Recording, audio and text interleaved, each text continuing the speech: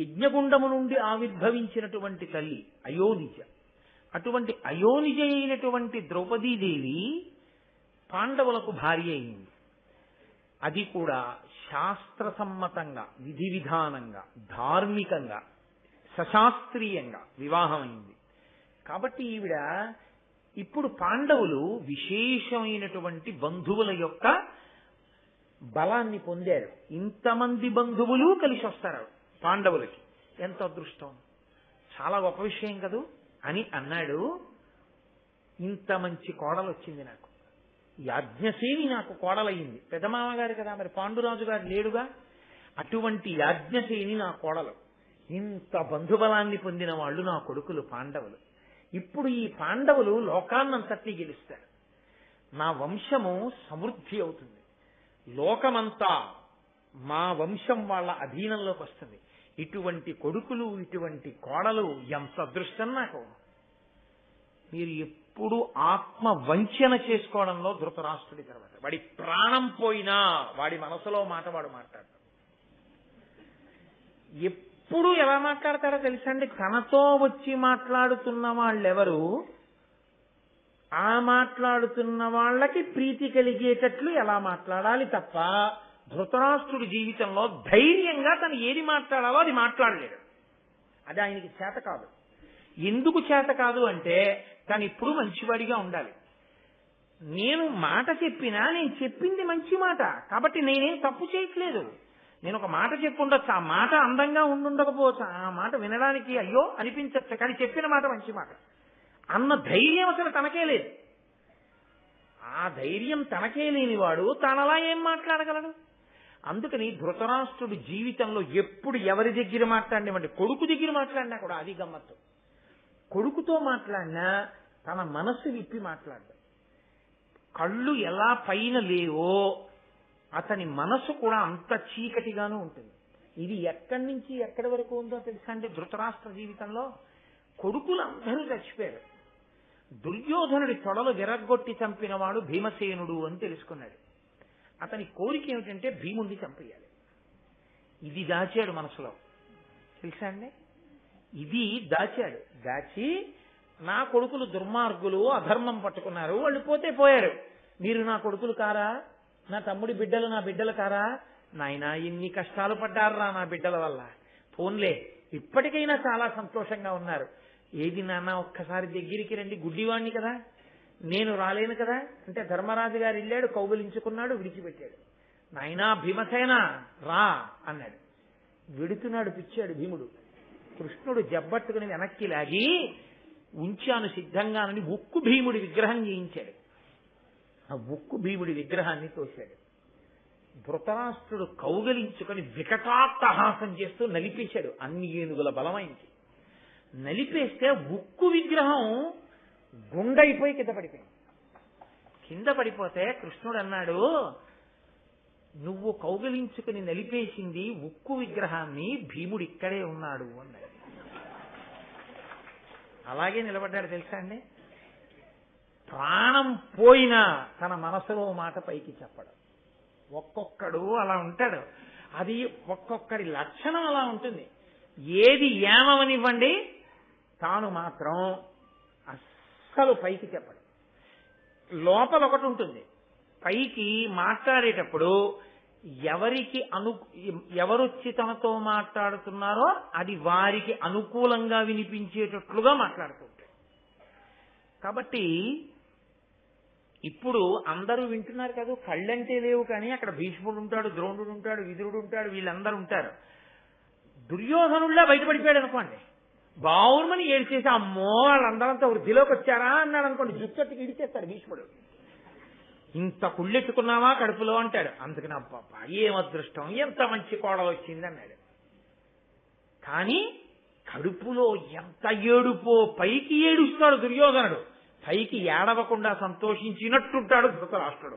గొప్ప తండ్రి కొడుకులు లేండి లోకంలో. కాబట్టి కొడుకుని బాగు చేద్దామన్న ఆలోచన తండ్రికి ఉండదు, తండ్రితో ఇలా మాట్లాడచ్చా అని కొడుకుండదు. అంత గొప్ప తండ్రి కొడుకులు వాళ్ళిద్దరు.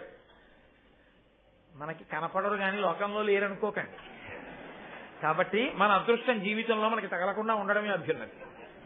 కాబట్టి ఇప్పుడు ఒకరోజు చాలా కాలం తర్వాత, అనగా వెంటనే ఆ రోజు రాత్రి వెళ్ళలేదు దుర్యోధనుడు ధృతరాష్ట్రుడి దగ్గరికి. వెళ్ళలేదు అంటే వెళ్ళే ప్రయత్నం చెయ్యలేదు అని మీరు అనుకోకూడదు. ఇప్పుడు ఇలాంటివి మాట్లాడాలనుకోండి, ఇలాంటి దిక్కుమాలిన విషయాలు, ఇలాంటి రహస్యమైన విషయాలు, ఎవరిని ఎలా పాడు చేసేద్దామన్న విషయాలు తండ్రితో మాట్లాడాలంటే ఏదో నలుగురు ఉండగా వెళ్ళి నాయనండి ఎలా పాడు చేసేద్దామండి ఇవన్నీ అని మాట్లాడితే బాగుండదు కదా. పైకి మంచి వాళ్ళల్లా ఉండి లోపల ఎవ్వరూ లేనప్పుడు మాట్లాడాలి. ఒక్కరోజు దొరికాడు ధృతరాష్ట్రుడు. అంటే ఏమంటే ఎందుకుండడు ధృతరాష్ట్రుడు ఒక్కడు అని మీరు అడగచ్చు. ధృతరాష్ట్రుడి జీవితంలో మిగిలిన ఒకే ఒక మంచి లక్షణం ఏమిటో తెలుసా? ఎప్పుడు విదురుణ్ణి పక్కన కూర్చోబెట్టుకుంటాడు. కూర్చోబెట్టుకుని విదురా మంచి మాటలు చెప్పంటాడు. పాపం విదురుడు చెప్తూ ఉంటాడు, అన్నీ వింటాడు, ఏదీ పాటించాడు, అన్నీ వింటాడు. ఆయన జీవితం అంతా ఇద్దరు మంచి వాళ్ళతో ముడిపడింది. ఒకటి విదురుడి మాటలు వింటాడు, కురుక్షేత్ర యుద్ధం అంతా సంజయుడి దగ్గర వింటాడు. అందుకే ఎవరు శంఖం ఊదారు, ఎవరు కత్తెట్టుకున్నారు దగ్గర నుంచి విన్నాడు. భగవద్గీత ప్రారంభ శ్లోకం అదే కదండి.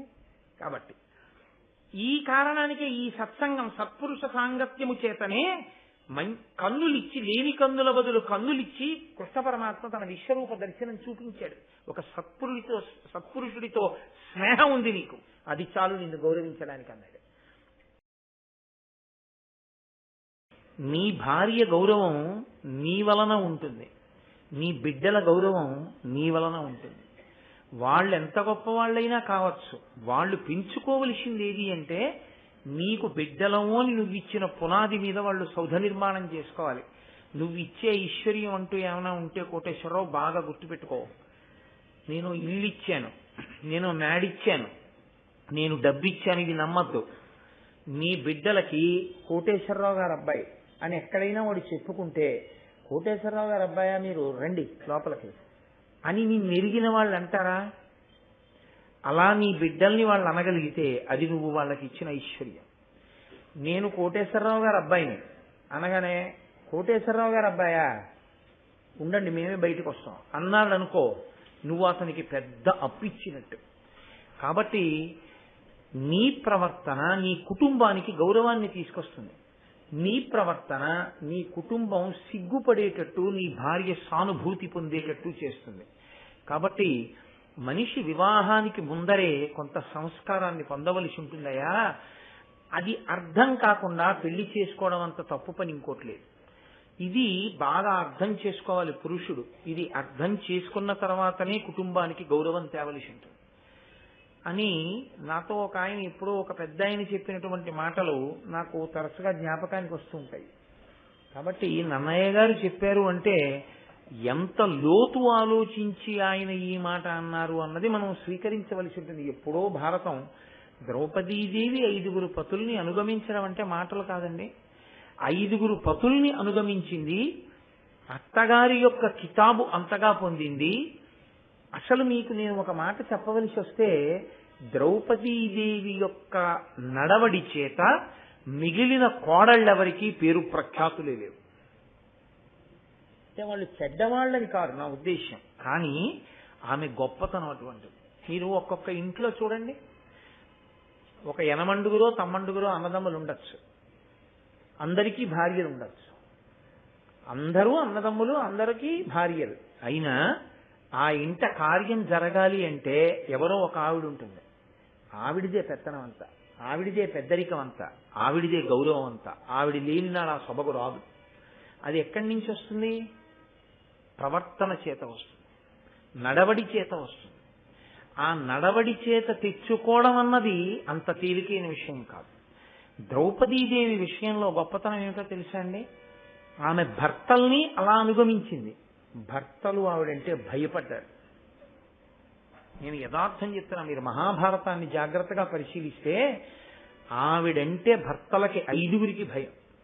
భయం అంటే ఆవిడ దెబ్బలాడుతుందని కాదు, ఆవిడ కీచులాడుతుందని కాదు, ఆవిడ ఏదో దెప్పి పొడుస్తుందని కాదు.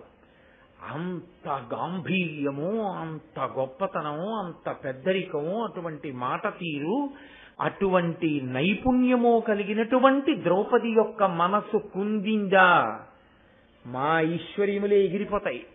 అటువంటి భార్య మనసు కుందితే ఎలా? అంత భయపడేవాళ్ళు భర్తలు కూడా. అంత గౌరవాన్ని తెచ్చుకుంది ఆవిడ. అందుకే మీరు ఎదర చూస్తారు ఆదిపర్వంలో అర్జునుడు సుభద్రని పరిణయం చేసుకున్నాడు. తిన్నగా వెళ్ళాల లోపలికి. అక్కడ ద్రౌపదీదేవి ఉంటుంది.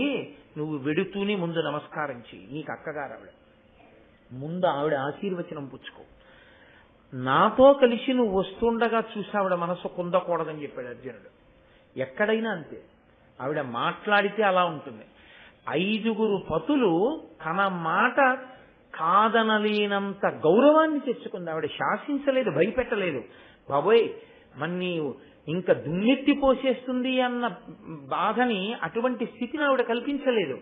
ఆవిడ ఎంత ప్రేమతో అనుగమించిందంటే అసలు భర్తలు ఆవిడికి తెలియకుండా ఏది చెయ్యడాన్ని ఇష్టపడలేదు. ఆవిడ కరణేషు మంత్రి.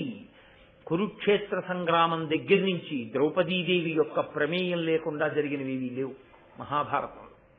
అంతటి గాంభీర్యమైన వ్యక్తిత్వం ఆవిడ. బేలతనం మీకు ఆవిడలో ఎక్కడా కనపడదు. ఆవిడ గాంభీర్యం వేరు, ఆవిడ నిండుతనం వేరు, ఆవిడ ఆలోచన సరళి వేరు, ఆవిడ యొక్క జీవన విధానం వేరు. అంత గొప్ప తల్లి ద్రౌపదీదేవి. ఆవిడ్ని ఇక్కడ కాదు కానీ అరణ్య పర్వంలో వీళ్ళందరూ అరణ్యవాసానికి వెళ్ళినప్పుడు సత్యభామ వచ్చింది ఒకసారి కృష్ణుడితో కలిసి. వచ్చి లోపలికి వెళ్లి ద్రౌపదీదేవిని ఒక ప్రశ్న వేసింది. నా భర్త కృష్ణ పరమాత్మని కొంగున కట్టి పడేసుకుందామని ప్రయత్నించాను. 16,000 మంది గోపికలు, ఇంకో 7 భార్యలతోటి ఉండడంలో ఆయన ఎన్నడూ నా మాట విని నాకే కట్టుబడినట్టుగా కనపడలేదు. ఒక్క భర్తనే వశం చేసుకోలేకపోయాను. 5 భర్తలు నీకు వశవర్తులయ్యేటట్టు మందు ఏం పెట్టావు నాకు చెప్పు అని అడిగింది. యథార్థంగా ఇది జరిగిందండి. మీరు భారతం చదవండి, నేను అబద్ధం చెప్పానేమో. ఏ మందు పెట్టావు, లేకపోతే ఏదైనా తైలమర్దనం చేశావా అని అడిగింది. అటువంటి దుష్టాలవాట్లు కూడా ఉన్నాయి లోకంలో కొన్ని చోట్ల. బట్ ఆ తైలాన్ని తల మీద పెడితే వాళ్ళు అటువంటి ఆనుకూల్యతని పొందుతారు. అదొక రకమైనటువంటి ప్రయోగం చేసేవాళ్ళు ఉన్నారు లోకంలో. అది ఏం చేశావని అడిగింది. అంటే ఆవిడంది, అమ్మా మందులు మాకులు తైలాలు పెడితే భర్త అనుకూలుడవడం మాట దేవుడెరుగు, ఆయన ప్రాణాలకే ముప్పు వస్తుంది. అటువంటి తప్పుడు పని చేయకూడదు. నేను ఎన్నడూ అసలు భర్తలకి ఇటువంటి మందులు మాకులు తైలాలు ఇలాంటి పనులు నేను చేయలేదు.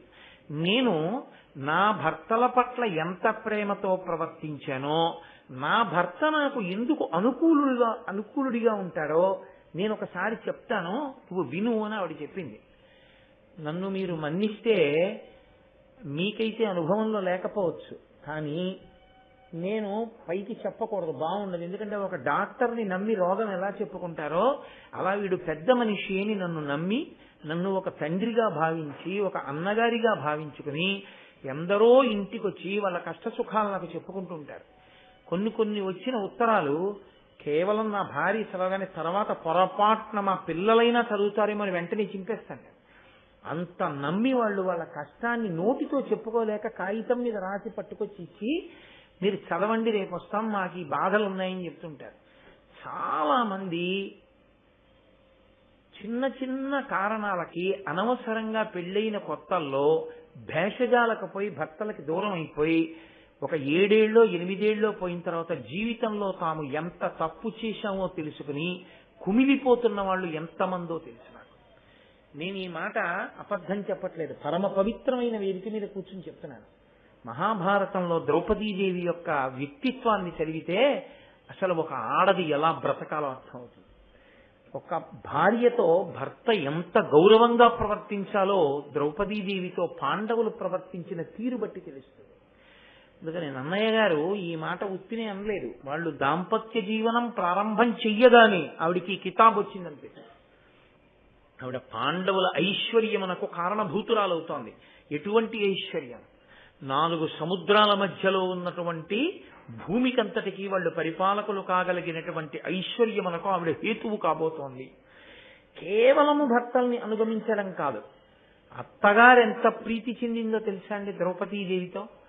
ఆవిడంది ఒక రోజున, కోడలి ఉత్తమ గుణములకెంతయు సంతుష్ట చిత్తయై కుంతిదేవి లలితాంగి హరియందు లక్ష్మిని మరి చంద్రునందు రోహిణి ఇంద్రునందు శిచిని అవ్వశిష్టమునీంద్రునందరుంధతీన్ పోలి సుందరి నీ పతులందు ప్రీతి ప్రతిభక్తి యొప్ప అపత్యంబు పడయుము గురు వృద్ధ బాంధవాతుర వశిష్ఠ జనుల అతిథిజనుల సతతంబు పూజింపు అన్నదానమున ధరామరీంద్రవరులదను అఖిల వసుమతీ ప్రజకెల్ల కరుణ కలుగమమ్మ కమలనేత్ర. ఆవిడంది, అమ్మా నీ ఉత్తమమైనటువంటి గుణములకు నేను ఎంతో సంతసిల్లానమ్మా ద్రౌపది. సంతుష్ట చిత్త అయినటువంటి కుంతి, ఓ లలితాంగి, లక్ష్మి విష్ణువుతో ఎలా కలిసి ఉంటుందో, రోహిణి చంద్రుడితో ఎలా కలిసి ఉంటుందో, శచీదేవి ఇంద్రుడితో ఎలా కలిసి ఉంటుందో, అరుంధతి వశిష్ఠునితో ఎలా కలిసి ఉంటుందో, ఆ దాంపత్యము నిత్యస్మరణీయం ఎలా అయిందో, అలా నువ్వు నీ భర్తలతో సంతోషంగా చక్కగా కాలాన్ని గడిపి నీ భర్తల యొక్క ప్రీతి చేత నువ్వు చక్కటి సంతానాన్ని కను. నువ్వు వచ్చినటువంటి అతిథిజనులకు బ్రాహ్మణులకు నిరంతరము చక్కగా అన్నం పెడుతూ ఉండు. అలాగే ఈ లోకంలో నిర్భాగ్యులైనటువంటి వారు ఎవరున్నా వాళ్ళందరినీ ఆదుకుంటూ ఉండు. అమ్మా ఇంటి గౌరవాన్ని నువ్వు నిలబెడతావు అని నాకు పరిపూర్ణమైన నమ్మకం కలిగింది అని ఎంతో సంతోషపడింది. ఇప్పుడు ఆ కుంతిదేవి అంటుంది, పూని పరాక్రమం బెసగ భూతలనాథులనూర్చి వీరులై ఈ నవఖండమండిత మహీతల మీలుచు నీ పతుల్ పయోజానన రాజసూయమకమాదిగా అధ్వర పంక్తి సేయుచో మానుగ పత్ని నీవగుము మనిత ధర్మ విధానయుక్తితోన్. నీ భర్తలు అఖండమైనటువంటి సామ్రాజ్య లక్ష్మిని సంపాదించుకుని వాళ్ళు మహారాజులై చక్రవర్తులై ఉండగా నీవు మహారాజ్ఞివై, నీ భర్త రాజసూయాగం చేస్తుంటే అశ్వమేధయాగం చేస్తుంటే పత్ని స్థానంలో నువ్వు కూర్చో. కుంతీదేవి శాసించింది. అందుకే మిగిలిన భార్యలున్నా రాజసూయము మొదలైనటువంటి యాగములను నిర్వహించినప్పుడు ధర్మరాజు గారి పక్కన పట్టమహిషి స్థానంలో కూర్చున్నది కేవలముగా ద్రౌపదీదేవి మాత్రమే. ఆవిడ జీవితంలో అన్ని కష్టాలు పడింది. అంత ఆకాశమంత ఎత్తుకెళ్ళింది, పాతాళమంత కిందకి పడిపోయింది.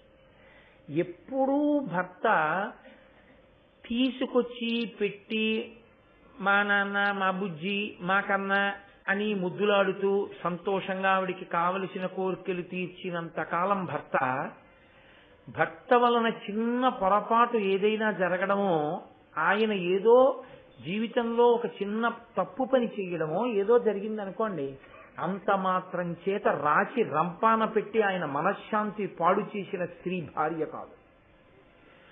శాస్త్రమనందు భార్య శాంతి స్థానము.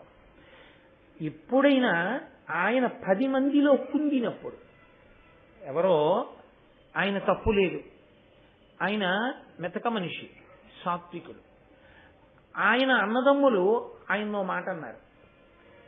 ఆయన అన్నదమ్ములు ఒక మాట అన్నప్పుడు మీరు ఎందుకు బెంగ పెట్టుకుంటారు? మీరు సత్ప్రవర్తనతోనేగా ఉన్నారు, మీరేం బెంగ పెట్టుకోకండి, మీరు ఈశ్వరుడికి జవాబుదారి, మీరు సంతోషంగా ఉండండి అన్నది భార్య. అంతేకాని రాచి రంపాన పెట్టి మీరు ఇలా ఉంటారు మెతకగా, అందుకే మీ అన్నదమ్ములు అలా ఉంటారు, మీరు తిరగబడి ఎందుకనరు, మీరు వెళ్ళి దెబ్బలాడండి అని రెచ్చగొట్టి ఆయన శాంతి పాడు చేసినది భార్యాస్థానములో కూర్చోవడానికి అర్హురాలు కాదు. నేను మీకు ఒక యథార్థం మనవి చేస్తున్నాను. ఎంత డస్సిపోనివ్వండి భర్త, ఆయన శాంతి పొందేది దేనికి అంటే భార్య చిరునవ్వుకే శాంతి పొందుతాడు. భర్త ఆయుర్దాయం పెరిగిన, భర్తకి అకాల మరణం వచ్చిన అందులో సగం కారణం భార్య. ఆయుర్దాయం ఉన్నవాడు చచ్చిపోతాడు. దేనికో తెలుసా అండి? ఒక్కటే, ఇంటికి వెళ్ళాలంటే భయం, ఆవిడేమంటుందో భయం. ప్రతిదానికి మనశ్శాంతి పాడు చేసే చోట తొందరగా గుండెపోటు వచ్చి చచ్చిపోతాడు. గుండెపోటు వచ్చినవాడు కూడా ఆశ్చర్యకరంగా బతుకుతాడు, తనని అనుగమించేటటువంటి భార్య అయితే. ఒక మహానుభావుడు లోకంలో చాలా కాలం రామాయణాన్ని ప్రచారం చేసి గృహస్థాశ్రమాల్లో ఉన్నటువంటి వాళ్ళకందరికీ ఆదర్శవంతంగా జీవితం గడిపిన ఒక మహాపురుషుడు చాలా కాలం మంచంలో ఉండిపోవలసి వస్తే ఆయన ఒక రోజు నేను వాళ్ళ ఇంటికి వెళ్ళినప్పుడు ఆయన అన్న మాటకి నేను తెల్లబోయా. ఆయన గబగబా ఆవిడ తీసుకొచ్చి ఏదో ఇచ్చారు తాగమని. ఆయన అన్నారు, ఇప్పుడు వద్దులేవే తర్వాత తాగుతానన్నారు. అలా అనకండి, ఒక్క 4 గుటకలు గోరువెచ్చగా ఇచ్చాను, తాగేయండి. తాగేసి వెళ్ళి కూర్చుని మాట్లాడండి. మీరు వెళ్ళి మాట్లాడడం మొదలెడితే ఇంకా రామాయణం భాగవతం ఏదో మాట్లాడతారు, నీరసపడిపోతారు. తాగేసి వెళ్ళిపోండి. చల్లారి పెట్టే తెచ్చానండి. నేను అక్కడే ఉన్నాను. ఆయన ఏమన్నారో తెలుసా అండి? 5 ఏళ్ల క్రితం చచ్చిపోదునే, మీ వల్లే బ్రతుకుతున్నాను, ఇంకో 10 ఏళ్ళు బ్రతుకుతానని. అంటే భార్య బ్రతికించుకోగలదు, భార్య చంపేయగలదు. భర్త ఏమీ లేని చోట కూడా భార్యని అపరిమిత సంతోషంతో ఉంచగలడు. అన్నీ ఉన్న భార్య కూడా 10 మంది సానుభూతి పొందేటట్టు భర్త చేయగలడు. కానీ అలా ఉండకుండా ఇద్దరు ఒకరి కోసం ఒకరు బతకడమే సనాతన ధర్మం యొక్క గొప్పతనం. అలా ఎక్కడ ఉన్నారో అది దాంపత్యం. అలా లేకుండా వాళ్ళకి వాళ్ళు బరువై అస్తమానం హాస్యం ఆడడానికి ఆ పిచ్చిమొగుడే దొరికి అదేదో చాలా గొప్ప విషయం అనుకుని 10 మందిలో మాట్లాడి అసహ్యింపబడినటువంటి భార్యలటువంటి జీవితాలు. రామచంద్రమూర్తి మాటల్లో చెప్పాలంటే భర్తుక్కిల పరిత్యాగో నృశంస కేవలం స్త్రియాహ, వాళ్ళు నృశంసలు. కాబట్టి ఎలా ఉండాలో జీవన విధానం, భార్యాభర్త అంటే ఎంత మర్యాదగా ఉండాలో. నాతో ఒకప్పుడు ఒక ఆయన అన్నాడు, ఏమయ్యా జీవితంలో కలెక్టర్ కాలేకపోవచ్చు, ఎస్పీ కాలేకపోవచ్చు, కానీ చచ్చిపోయిన తర్వాత 3 తరాల తర్వాత కూడా బలానా వాళ్ళిద్దరిలా బతకండ్రా అని చెప్పించుకోవడానికి, దాంపత్యంలో ప్రేమగా బతకడానికి వేరొక అర్హత అక్కర్లా. భర్తగా ఎలా బతకాలో, నీకు భార్యగా ఎలా బతకాలో ఆవిడికి తెలిస్తే చాలయ్యా అన్నది. నేను నిజంగా తెల్లబోయాను ఆ మాటకి. అద్భుతంగా కదా ఈ మాట. సంస్కారానికి సంబంధించిన విషయాలు ఇవి. కాబట్టి భారతంలో ఉన్నటువంటి పద్యాన్ని మీరు యథాతథంగా అది ద్రౌపదీదేవి ఆనాడు చెప్పబడింది, కుంతీదేవి అందని మీరు అనుకోకండి. అది ఎప్పటికీ అన్వయం అవుతుంది. అది ఇతిహాసం అంతే తప్ప ఏదో వేళాపాళా లేక కారణం లేకుండా వ్యాస భగవానుడు ఇచ్చాడని మీరు అనుకోకండి. కాబట్టి అమ్మా, అతిథి జనులను పూజించు, నువ్వు మహారాజ్ఞివై యాగముల యందు కూర్చుని చక్కగా అటువంటి అదృష్టాన్ని పొందు అని కుంతీదేవి అని ఆవిడ్ని ఆశీర్వచనం చేస్తే ఎంతో సంతోషించింది. ఇందీవరలోచన చాలా ఆనందంగా ఉన్నారు. వాళ్ళు ఆనందంగా ఉన్నారని విన్నవాడు ఉన్నాడు, వీడు ఏడుస్తున్నాడు. అంతే వ్యక్తిత్వాలు. మనసు సుసంపన్నం కానప్పుడు ఏడుపు మిగులుతుంది. నాకు ఒక స్నేహితుడు ఉండేవాడు, గోపి అని అందరికీ తెలుసు. ఎవరింట్లో పెళ్లి కుదిరిందని చెప్పినా వీడి కూతురికే పెళ్లి కుదిరిపోయినట్టు సంతోషపడిపోతుండేవాడు. కోటేశ్వరారు మీకు తెలుసా, మన వాళ్ళలో ఫలానా వాడి కూతురికి పెళ్లి కుదిరిపోయిందండి, ఫోన్లేండి గట్టుడు పడిపోయాడు, అదృష్టవంతుడు. ఎంత పొంగిపోయేవాడో. అతని పొంగి అతన్ని ఏం చేసిందో తెలుసా అండి? 3 కూతుళ్లే ఇంటికొచ్చి సంబంధాలు అడిగి చాలా చక్కటి అల్లుళ్ళు వచ్చి 3 కూతుళ్ళకి అంతరంగరంగ వైభవంగానే పెళ్ళైపోయింది. అతని సుసంపన్నమైన మనసు అతనికి అటువంటి అల్లుళ్ళని తెచ్చిపెట్టింది. ఎవరికి ఏ అభ్యున్నతి కలిగిందన్నా అలోమని నువ్వు ఏడుస్తుంటే నీ ఇంటి విషయం ఎవ్వరికీ తెలియకూడదు. వీధిలో ఉన్న విషయాలన్నీ నువ్వు కనుక్కుని వీధిలో చెప్తుండాలి. ఎందుకు ఆ దుర్మార్గపు ఆలోచన నీకు? ఎందుకు ఆ సంకుచితత్వం? ఇది చాలా మంది దగ్గర ఉంటుంది. కానీ అక్కడ పాండవులు సంతోషంగా ఉన్నారు. చచ్చిపోయారనుకున్నాను, బతికుండడం కాదు, ద్రౌపదీదేవిని వివాహం చేసుకుని అరజీవాడి ఏడుపు. నేను ఏ ధనస్సు ఎక్కువ పెట్టలేకపోయానో ఆ ధనస్సు ఎక్కువ పెట్టినవాడు, మమ్మల్ని చావగొట్టినవాడు, కర్ణుడిని ఓడించినవాడు, శల్యుడిని ఓడించినవాడు, మమ్మల్ని అన్ని దెబ్బలు కొడితే మేము మనల్ని గుర్తుపట్టలేకపోయాం. గుర్తుపట్టడానికి నీకు ప్రచోదనం ఏది? అక్కడే ఉన్న కృష్ణుడు గుర్తుపట్టాడు, నువ్వెందుకు గుర్తుపట్టతావు? గుర్తుపట్టలేవు నువ్వు. కాబట్టి ఇప్పుడు ఈయన వలవల వలవల వలవల ఏడిచేశాడు దుర్యోధనుడు. ఏడుస్తూ ఒక మాట చెప్పాడు. ఇది ఎర్రసిరాతో మనందరం గీత గీసి రాసుకుని జీవితంలో గుర్తు పెట్టుకోవలసిన మాట. నేను లక్క ఇల్లు కట్టించి 5 పాండవుల్ని కుంతిని అందులో పెట్టి ఇంత కష్టపడి అంటించాను. 5 పాండవులు కుంతి కూడా వెళ్ళిపోయారు. నా కాప్తుడైన పురోచనుడు ఒక్కడే కాలిపోయాడని ఏడిచాడు. ఎవడు కట్టాడో, ఎవడంటిద్దాం అనుకున్నాడో, ఎవడు చూసొచ్చి చెప్దాం అనుకున్నాడో వాడు కాలిపోయాడు. ఎవడు కాలిపోవలసిన వాడున్నాడో ఆ 6 బతికేశాడు. బతికేసి ఊరుకున్నారా? వీళ్ళకి సాధ్యం కాని విషయాన్ని సుసాధ్యం చేసుకుని ఇవాళ దేశ ప్రఖ్యాతిని పొంది ద్రౌపదీదేవిని వివాహం చేసుకుని ద్రుపద మహారాజు గారిని మామగారిని చేసుకుని దృష్టద్యుమ్నుండి బావమరిదిని చేసుకుని సమున్నత శిఖరాలకెక్కి ఎంతో సంతోషంగా ఉన్నారు. వాళ్ళ మంచితనం వాళ్ళకి కాపాడింది, అంత గొప్ప అనుబంధం వాళ్ళకి ఇచ్చింది, అంత గొప్ప బంధుత్వం వాళ్ళకి కలిసింది. కాబట్టి వెంటనే దుర్యోధనుడికి వచ్చిన ఆలోచన ఏమిటో తెలుసా అండి? చాలా కాలం పాండవులను అక్కడ ఉండనివ్వకూడదు. వాళ్ళు అక్కడ ఉన్నారు, ఈయనకేమిటి బాధ అంటే పాండవులు ఎంత శక్తివంతులో దృష్టద్యుమ్నుడు అంత శక్తివంతుడు. పైగా బావమరిది లోకంలో బ్రతకగోరుతాడు. అది ఈ లోకంలో ఉన్న సామెత, బావమరిది బ్రతకగోరుతాడు అని. ఎందుకని అంటే అక్క చెల్లెలి భర్త కాబట్టి, ఆవిడ పసుపు కుంకాలతో ఉండాలి కాబట్టి బావమరిది ఎప్పుడూ బావగారులను రక్షించుకుంటాడు. ఇప్పుడు దృష్టద్యుమ్నుడు బావమరిది అయ్యాడు కాబట్టి 5 మీద ఈగ వాళ్ళనివ్వడు. అసలు వీళ్లే శక్తివంతులు, వీళ్ళకి దృష్టద్యుమ్నుడు కలిశాడు. ద్రుపదుడు సామాన్యమైన జన్మ కలిగిన వాడు కాదు. కారణజన్ముడైనటువంటి ద్రుపదుడు మామగారయ్యాడు. అతిలోక సౌందర్యవతి అయినటువంటి ద్రౌపది 5 ఇల్లాలై. ఇప్పుడు వాళ్ళు చాలా కాలం అక్కడే ఉంటే కృష్ణుడు రాకపోకలు సాగిస్తాడు.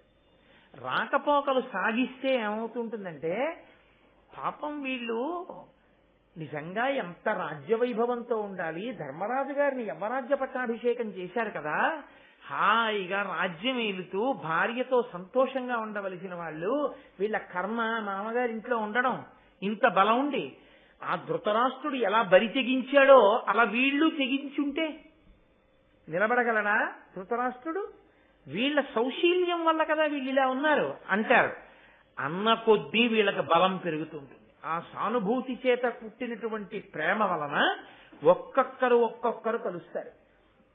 బలరామకృష్ణులు అటు పక్కన చేరిపోయారు. ఇప్పటికే దైవాంశ సంభూతుడైనటువంటి కృష్ణుడు, లేదా దైవమే అవతారమును దాల్చిన కృష్ణుడు, బలరాముడు, యాదవ, వృష్ణి, భోజ, ఛేది ఈ రాజులు వీళ్ళందరూ కూడా అటు పక్కన చేరిపోతే మనం అలా ఎంతకీ రాజ్యం ఇవ్వకుండా కూర్చుంటే ఏదో ఒక రోజున వాడు ఎలాగో ఇవ్వడు, పదండి యుద్ధానికి ఎడదామని ఎవరో ఒకళ్ళు ప్రేరేపిస్తే వాళ్ళు యుద్ధానికి వస్తే మొదటికి మోసం వస్తుంది.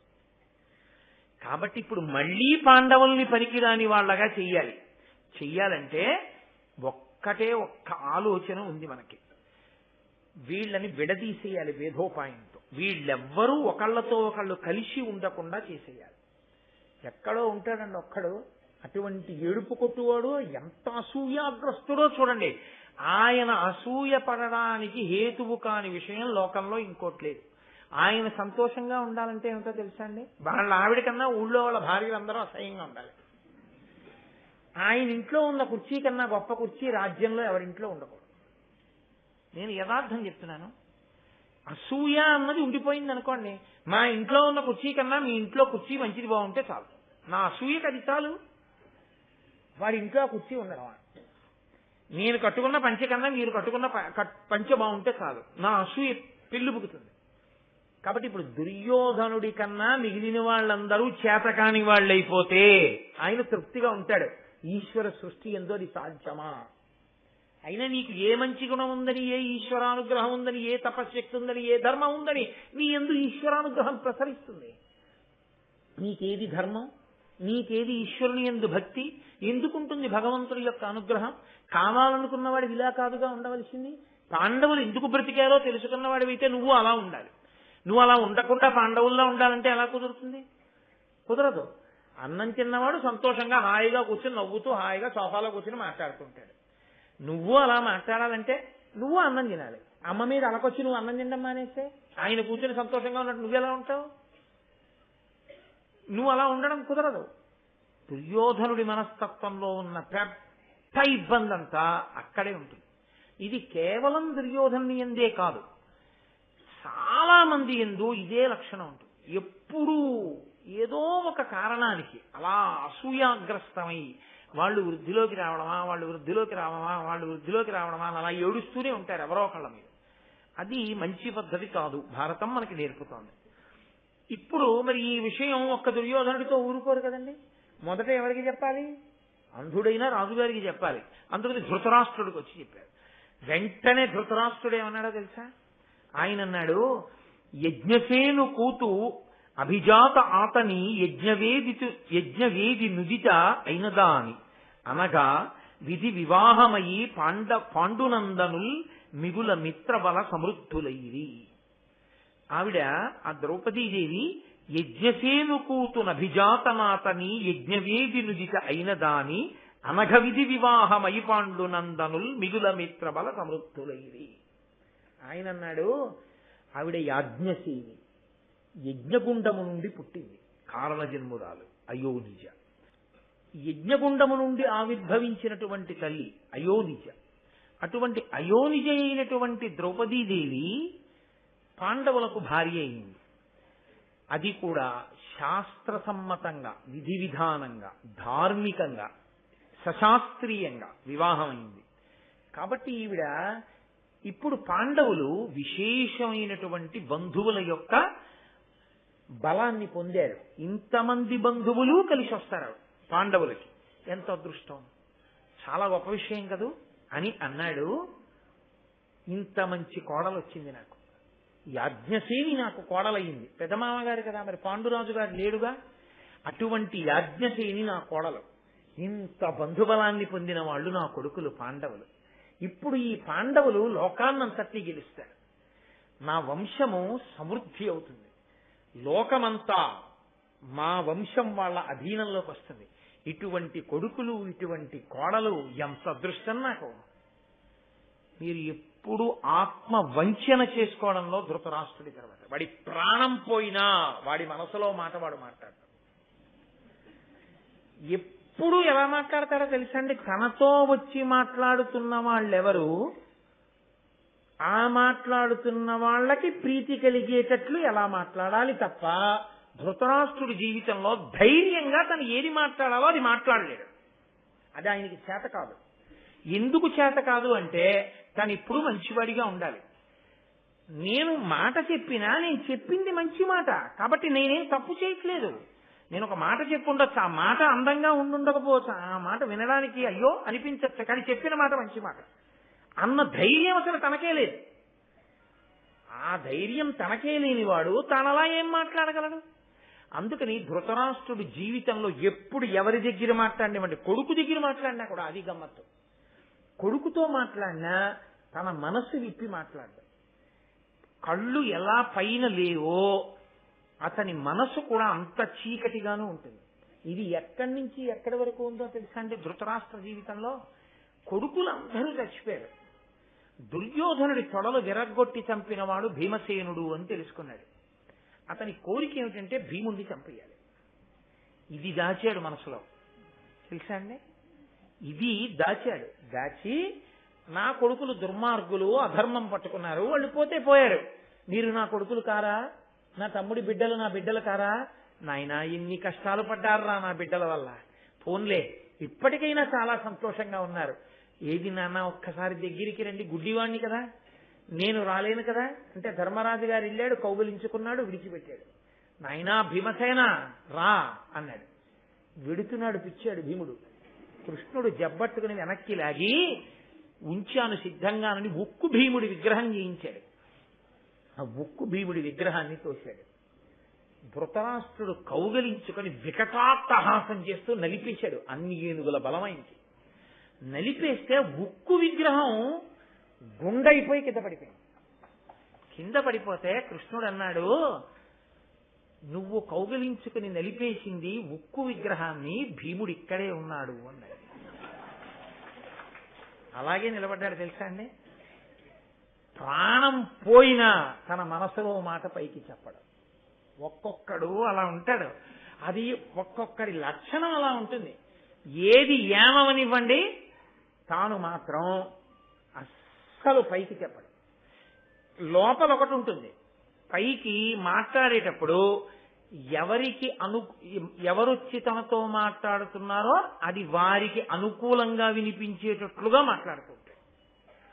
కాబట్టి ఇప్పుడు అందరూ వింటున్నారు కదా, కళ్ళంటే లేవు కానీ అక్కడ భీష్ముడు ఉంటాడు, ద్రోణుడు ఉంటాడు, విదురుడు ఉంటాడు, వీళ్ళందరూ ఉంటారు.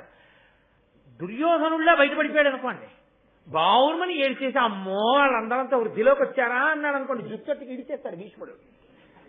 ఇంత కుళ్ళెట్టుకున్నావా కడుపులో అంటాడు. అందుకని అబ్బా ఏం అదృష్టం, ఎంత మంచి కోడలు వచ్చింది అన్నాడు.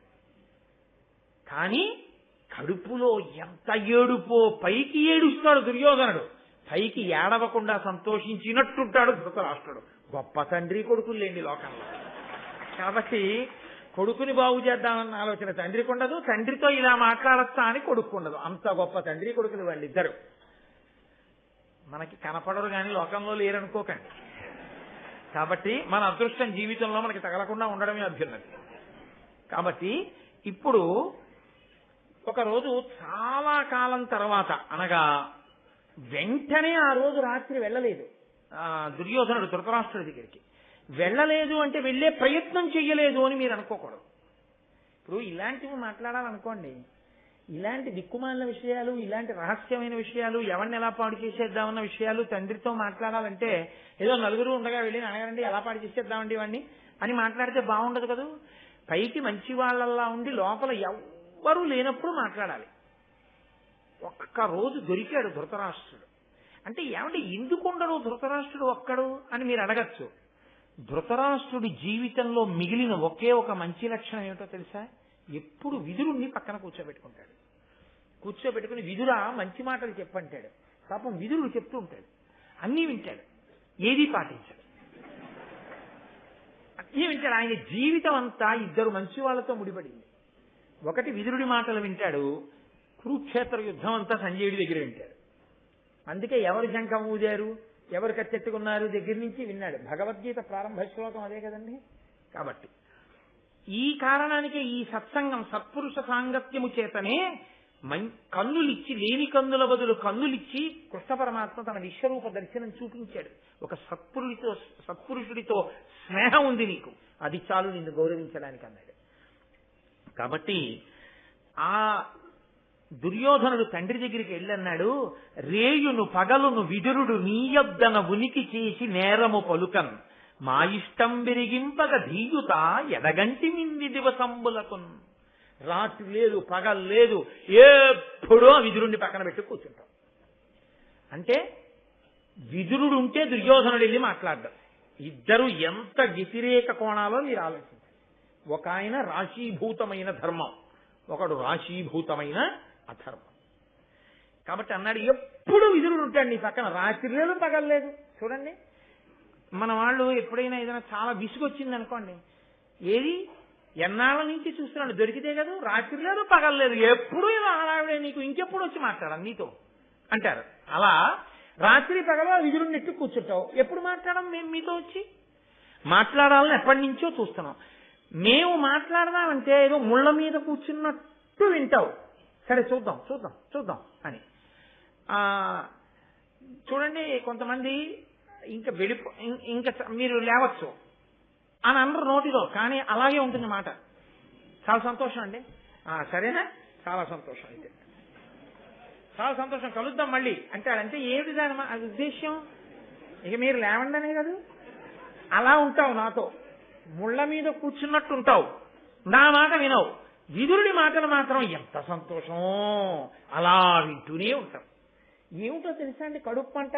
మంచి మాటలు ఎందుకు వింటావు? ఈయన ఎలాగో వినడం, వాడు ఎలాగో మారడం, కనీసం వింటాడు, అది కూడా వినద్దంటాడు.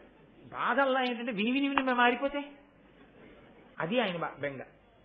కాబట్టి కొడుకు తండ్రికి నీతి నేర్పుతున్నాడు. ఇది లోకంలో చాలా విచిత్రంగా ఉంటుంది తెలుసా అండి. గురువుగారు నమస్కారం అండి అంటారు, గురువుగారు మీరు మాకు అన్నీ చెప్పాలండి అంటారు, కాళ్ళకి దండం పెడతారు. ఇది ఇలా చేద్దామండి అని ఏదో చిన్న విషయం, చాలా చిన్న విషయం, గురువుగారు మీకు తెలియదు, అలా కాదు మేము చెప్పినట్టు చేద్దాం. గురువు బరువు అంటే వెంటనే సంస్కారం బయటికి వచ్చేస్తుంది. వాడు నిజంగా శిష్యుడో కాదో అప్పుడే తెలిసిపోయింది. కాబట్టి ఆయన అన్నాడు, నువ్వు ఎప్పుడు విదురుడి మాటలు వింటావు, ఇదిగో ఇప్పుడు ఇవాళ వచ్చాను, నేను కొన్ని మాటలు చెప్తాను వినండి అని ఆయనతో మాట్లాడుతూ, నేను నాన్నగారు విన్నాను, పాండవులు ద్రౌపదీదేవిని వివాహం చేసుకుని చాలా సంతోషంగా ఉన్నారు అని. ఇప్పుడు వాళ్ళందరూ కలిసి ఉండడానికి వీల్లేదు, భేదోపాయంతో వాళ్ళని విడగొట్టకపోతే, వాళ్ళందరూ ఒక్కటై మన మీదకి యుద్ధానికి వస్తే అసలు మొదలు పోతుంది మనకి. కాబట్టి ఇప్పుడు భేదోపాయంతో వాళ్ళని పాడు చెయ్యాలి అని నేను మళ్ళీ అనుకుంటున్నాను. మీ అభిప్రాయం ఏమిటి అని అడిగితే వెంటనే ధృతరాష్ట్రుడు ఏమన్నాడో తెలుసా అండి? చాలా గమ్మత్తుగా మాట్లాడతాడు నిజంగా ధృతరాష్ట్రుడు. ఏం చెప్పాడో తెలియదు, ఏం చెప్పలేదో తెలియదు, అసలు అంతసేపు చెప్పిన పలుకుల చెయ్యుల పాండవులకు ప్రీతి కలయట్ల ఉందును కాని నాదు హృదయంబు విదురునకు ఎన్నండు ఎరింగింప నేను మీ తలచిన అద్విధంబ తలసుచునుందును దైవ సంపద కలవారల పాండవవరులా ఏమి సేయంగనగు ఎద్ది చెప్పుడు ఇష్టంబింక అనినా విచిత్ర వీర్యాత్మజునకు దుష్టచేష్టితుండు దుర్యోధనుండు ఇట్టులనియే చిత్తగింపు మవనినాథ పాండురాజసుతుల పాంచాలపతి యొద్ద ఉండకుండ చేయుటుచితమిపుడు. ఆయన అన్నాడురే, నేను విదురుడి దగ్గర కూర్చుంటాను, విదురుడితో మాట్లాడుతుంటాను, విదురుడి మాటలు వింటుంటానన్నావు కదూ. విదురుడి మాటలు వింటానన్నమాట సత్యం, నా మనసులో మాట విదురుడితో చెప్తానన్నది అసత్యం. నేను ఎప్పుడూ చెప్పను. అసలు నా మనసులో ఏదుందో అది నేను ఎప్పుడూ విదురుడికి చెప్పను. ఎందుకో తెలుసా? చెప్తే ఇంకేమైనా ఉందా? ఆయన పరమధర్మాత్ముడు, అందుకని ఎప్పుడూ చెప్పను. అసలు నా గుండెల్లో ఉన్న అభిప్రాయం ఏమిటో తెలుసా? యాజ్ఞసేని కోడలైపోయింది, నా అదృష్టం పాండురాజు కొడుకులు ఇప్పుడు చాలా జగద్విఖ్యాతి వహించారు, వృద్ధిలోకి వస్తారు, ఇవన్నీ నా అభిప్రాయాలు అనుకుంటున్నావా? నీ అభిప్రాయం ఏదో అదే నా అభిప్రాయం, అంతే అంతే మాట్లాడతాడు. కాబట్టి అంటే పాండవుల్ని పాడు చేసేయడమే నా లక్ష్యం కూడా. నీకే రాజ్యం రావాలి కాబట్టి వాళ్ళని చంపేయాలి. కానీ రా, మనం శక్తి వంచన లేకుండా కృషి చేస్తున్నాం, ఎన్ని కుట్రలు పన్నుతున్నాం, ఎన్ని కుతంత్రాలు పన్నుతున్నాం, ఎన్ని చేసినా వాళ్ళకి దైవ సంపద కలవారల పాండవరుల ఏమి చేయంగనగు. ఈ మాట జీర్ణమై ఉంటే ధాతువుల్లోకి ధృతరాష్ట్రుడి జీవితం మారేది. వినడం కోసం, చెప్పడం కోసం, చదవడం కోసం అయిన వాడి జీవితంలో మార్పు రాదు. వినడం మార్పు కోసం అయితేనే వినడం వల్ల ప్రయోజనం, చదవడం మార్పు కోసం అయితేనే చదవడం వల్ల ప్రయోజనం, చెప్పడం తాను కూడా మారడానికి మార్గం అయితేనే చెప్పడం వల్ల ప్రయోజనం తప్ప కేవలం చెప్పడానికి కీర్తి కోసం, చెప్పడం పూలదండలు ఎంచుకోవడానికి, చెప్పడం డబ్బులు సంపాదించుకోవడానికి అయితే దానివల్ల ధార్మికమైన అభివృద్ధి ఉండదు. చెప్పినవాడు, విన్నవాడు, చదివినవాడు అందరిలోనూ మార్పు కోసం ఎవడు చదువుతాడో, మార్పు కోసం ఎవడు చెప్తాడో, మార్పు కోసం ఎవడు విన్నాడో వాడు ధన్యాత్ముడు. కాబట్టి ఆయన అంటున్నాడు, పాండవులకు దైవానుగ్రహం ఉందిరా. పాండవులకు దైవానుగ్రహం ఎందుకుంది? ధర్మం వల్ల ఉంది. నువ్వెందుకు పట్టుకోలేవు ఆ ధర్మాన్ని? మరి అధర్మం పట్టుకుంటే నీకు ఎక్కడ ఉంటుంది దైవానుగ్రహం? నువ్వు దైవానుగ్రహం లేనప్పుడు నువ్వు ఎన్ని చేస్తే ఫలించవు. మరి నువ్వు ఎందుకు వదిలిపెట్టావు ఆ ధర్మాన్ని? ఇది మాట్లాడాడు ధృతరాష్ట్రుడు. అంటే ఎన్ని చెప్తున్నా, ఎన్ని తెలుసుకుని ఉన్నా తన అనుష్ఠానాన్ని, తన జీవితాన్ని, తన ప్రవర్తనని, తన నడవడిని, తన మనస్సుని, తన చిత్తాన్ని, తన హృదయాన్ని, తన ఆలోచనని మార్చుకోలేని బలహీనుడు. ఏ మార్పు రాలేదు. విన్నావా? విన్నాడు. ఎన్ని విన్నాడు? ఎన్నో విన్నాడు. చదివావా? చదివాడు. ఎన్ని చదివావు? ఎన్నో చదివాడు. తాను చదవడం మొదలెట్టక ముందు సంధ్యావందనం చేయలేదు, ఇన్ని చదివిన తర్వాత సంధ్యావందనం చేయలేదు. ఎందుకు నువ్వు చదువుకున్నట్టే? ఇన్ని వినకముందు బొట్టెట్టుకోలేదు, ఇన్నాళ్ళు విన్నాక బొట్టెట్టుకోలేదు. నువ్వు ఎందుకు విన్నట్టు? ఇదే ధృతరాష్ట్రుడికి అర్థమైనది ఎంత గొప్ప విషయమో. మార్పు రాకుండా వినడం, మార్పు రాకుండా చదవడం, మార్పు రాకుండా చెప్పడం, అంతే. ఆ మార్పు వస్తేనే దానివల్ల ఉపయోగం. ఆ మార్పు రానంత కాలం కేవలం భేషజం, అదో కాలక్షేపం అంతే. దానివల్ల ప్రయోజనం ఏమీ ఉండదు. తన అనుష్ఠానానికే పనికిరాంది ఇంకోటికి ఎలా పనికొస్తుందండి? ఆ ఇంజక్షన్ మంచిది, నువ్వు చేయించుకుంటే నీకు పనికొస్తుంది, రోగం తగ్గుతుంది.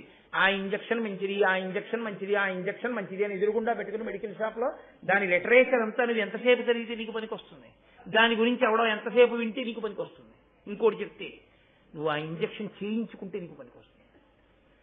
ఆధ్యాత్మ విద్య కూడా అంతే, నువ్వు అనుష్ఠిస్తే పనికొస్తుంది. వినడానికి మాత్రమే పనికొచ్చేది కాదు ఆధ్యాత్మ విద్య, నీ మనసు మార్చుకుంటే పనికొచ్చేది. కాబట్టి ఇది పోని దుర్యోధనుడు విన్నాడుగా, ఆయనకి మార్పు రాదు. ఆయన అంటాడు, నాన్నగారండి అర్జునుడిని చంపేయడానికి ఏర్పాట్లు చేశారు, పెద్ద విషయం కాదు, కర్ణుడిని చంపేస్తాడు. ఎప్పుడూ ఇదే అతిశయం. ఏం విన్నాడు? ద్రౌపదీ స్వయంవరంలో బ్రాహ్మణ వేషంలో ఉన్నవాడు ధనస్సెక్కు పెట్టి మత్స్యయంత్రం కొట్టగానే ఇంతమంది కలిసి తిరగబడ్డారు. తిరగబడతారు ఇంతమందిని ఊహించకుండా ఉన్నవాడు తాను అర్జునుడు. ఆ అర్జునుడు ఉత్తర క్షణంలో ధనస్సు పట్టుకుని కర్ణుడితో సహా అంతమంది రాజుల్ని ఓడించి పంపించాడు. అప్పుడు గెలవలేకపోయాడుగా కర్ణుడు. ఏ వేషంలో ఉంటే అర్జునుడిని కొట్టాలంటే కొట్టగలగాలిగా బలం ఉంటే. మరి అప్పుడు కొట్టలేని వాడు తర్వాత అయినా అర్జునుడిని చంపుతాడని ఏమి నమ్మకం నీకు? దానికి అర్థం లేదు. హేతువుని విడిచిపెట్టి యథార్థాన్ని విడిచిపెట్టి జీవించడం, అవే గాలిలో మేడలు కట్టడం. కొంతమంది చూడండి, నువ్వేమవుతావు అని అడిగారు అనుకోండి, నేను ఐఏఎస్ అవుతానండి అంటాడు. నువ్వు రోజుకి ఎన్ని గంటలు చదువుతావు అని అడిగారు అనుకోండి, వచ్చే నెల నుంచి మొదలు పెడతానండి అంటాడు. అదే అలాగే ఉంటుంది అంతే. ఐఏఎస్ అవుదాం అనుకున్న వాళ్ళు ఐఏఎస్ అయిపోరు. ఐఏఎస్ అవడానికి చదువుకున్న వాళ్ళు ఐఏఎస్ అవుతారు. నీవు ధార్మికుడు కావాలి అనుకున్నవాడు ధార్మికుడు కాడు, ధర్మాన్ని అనుష్ఠించిన వాడు ధార్మికుడు అవుతాడు. అబ్దుల్ కలాం గారికి కీర్తి ఒక్క రాత్రి చదువుకుంటే రాలేదు, జీవితాంతం ఇప్పటికీ చదువుతూ ఇప్పటికీ చెప్పుకోవడం వల్ల అంతటి మహానుభావుడై అంత గొప్ప ఖ్యాతిని ఆయన తెచ్చుకోగలిగారు. పదవిలో ఉన్నా లేకపోయినా ఆయన గౌరవమే. అటువంటి స్థాయిని పొందాలి అంటే అది సామాన్యమైన విషయం కాదు. సర్వేపల్లి రాధాకృష్ణన్ గారు అంత వయస్సు వచ్చిన తరువాత కూడా పుస్తక భాండాగారంలోకి వెళ్ళి అలా పుస్తకాలు తీసి అలా చదువుకుంటూనే ఉండేవారు. అంత ప్రశాంతంగా అటువంటి జీవితాలు వాళ్ళు గడిపారు. అంత అందమైనటువంటి జీవితాల్లో అలా అనుష్ఠించగలిగారు. కారణం ఏమిటి అంటే పండిత సర్వేపల్లి రాధాకృష్ణన్ అన్న మాట ఎప్పుడో ఒక్కసారి చేసినటువంటి శ్రమ వలన వచ్చినది కాదు. ఎప్పుడో చేసినటువంటి ఒక్క చిన్న సాధితము అనబడేటటువంటి ఫిక్స్డ్ డిపాజిట్ మీద వచ్చే కీర్తి వడ్డీ కాదది. ఓ ఫిక్స్డ్ డిపాజిట్ చేస్తే వడ్డీ వచ్చేసినట్టు ఎప్పుడో ఎక్కడో ఒక్క పని చేసి దాని మీద వచ్చే కీర్తి వడ్డీతో బతుకుతున్న వాళ్ళు కారు. అది నిరంతర శ్రమ, ఊపిరి ఉన్నంత కాలం అంతే అకుంఠిత దీక్షతో వాళ్ళు అలా నిలబడగలరు. అలా నిలబడగలిగినటువంటి స్థైర్యం ఎవడు పెంచుకున్నాడో వాడు ఏదైనా కాగలడు. వాడికి అడ్డు లేదు. వాడు ఏదనుకున్నాడో అది వాడు కాగలడు. ఎందుకనంటే వాడు అలా శ్రమించగలడు. అసలు ఆ శ్రమించడం అన్నది నీకు చేత కాదు. నువ్వు తెల్లవారుజామున 4 గంటలకు లేవలేవు. నీ జీవితంలో నువ్వు ఎప్పుడు అసలు ప్రాయశ్చిత్తం లేకుండా ఒక్కసారి సంధ్యావందనం చేస్తావు. నీ జీవితంలో ఒక్కసారి సన్నీటి స్నానం ఈశ్వరుణ్ణి స్మరించి తల మీద నువ్వు నీళ్లు పోసుకుని నువ్వు స్నానం చేయలేవు. ఎందుకంటే నేను సన్నీళ్ళు స్నానం చేయలేను. అసలు ఏ పని చేద్దామన్నా సంకల్పాలు చాలా గొప్పగా ఉంటాయి. ఇంటి నిండా పుస్తకాలు ఉంటాయి, చదివిన పుస్తకాలు 4 ఉండవు. ఎందుకుండవు? ఎందుకు చదవు నువ్వు? ఏమిటి కష్టం? ఎందుకు చెయ్యవు సంధ్యావందనం? ఎందుకు చెయ్యవు 1 గంట సేపు పూజ? ఎందుకు దేవాలయానికి వెళ్ళి ప్రదక్షిణం చేయలేవు? ఎందుకు ఎక్కువ మాట్లాడకుండా ఉండలేవు? ఎందుకు నీ మాట మాట్లాడితే గాంభీర్యంతో ఉండేటట్టు ఉండలేవు? ఎందుకు నువ్వు నమ్మింది ధైర్యంగా సభలో చెప్పలేవు? అలాంటి గుణములను పొందాలంటే అది తేలికైన విషయం కాదు. ఏవి ఒక్క రాత్రిలో సంభవాలు కావు. ఏ మహాపురుషుడి జీవితము కూడా ఒక్క రాత్రిలో మహాపురుషుడైపోయిన వాడు కాడు. మీరు ఒక్కటే గుర్తుపెట్టుకోవాలి. యావత్ భారతదేశం కాలినడకతో తిరిగినటువంటి చంద్రశేఖరేంద్ర సరస్వతి స్వామివారు నడిచే దేవుడైన మహాపురుషుడు రామేశ్వరం వెళ్ళవలసి వస్తే సముద్రం నుంచి వెళ్ళవలసి వచ్చినప్పుడు బ్రిటిష్ గవర్నమెంట్ ఆయన నడిచి తప్ప వెళ్ళరు. ఆయన రైలు ఎక్కరు, ఇంకొక వాహనం ఎక్కరు. సముద్రం నుంచి రామేశ్వరం వెళ్ళాలి.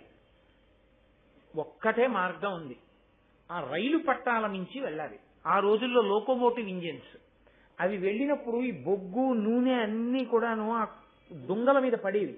ఒక్క కాలిలా జారితే సముద్రంలోనే పడిపోవడం.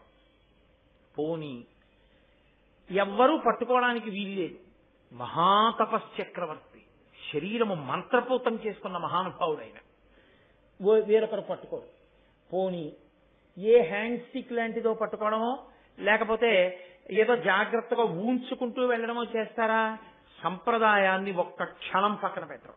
అప్పుడు కూడా ఏకవస్త్రంతో సత్యదండాన్ని పట్టుకునే నడుస్తారంతే. కింద నుంచి సముద్రపు హోరు కెరటాలు అంతెత్తున లేచి ఆ తరంగముల బిందువులు ఆ నీటి తుంపర్లు కొడుతూ ఉంటే ఈ చివరి నుంచి ఆ చివరి వరకు రైల్వే బ్రిడ్జ్ మీద నడిచెళ్ళాలి, స్లీపర్స్ మీద కాళ్ళు వేస్తూ. ఆయన యొక్క సాధనకి, ఆయన యొక్క ధర్మానికి మన స్వంత ప్రభుత్వం కాకపోయినా బ్రిటిష్ ప్రభుత్వం గౌరవించి రైళ్లు ఆఫ్ చేసింది.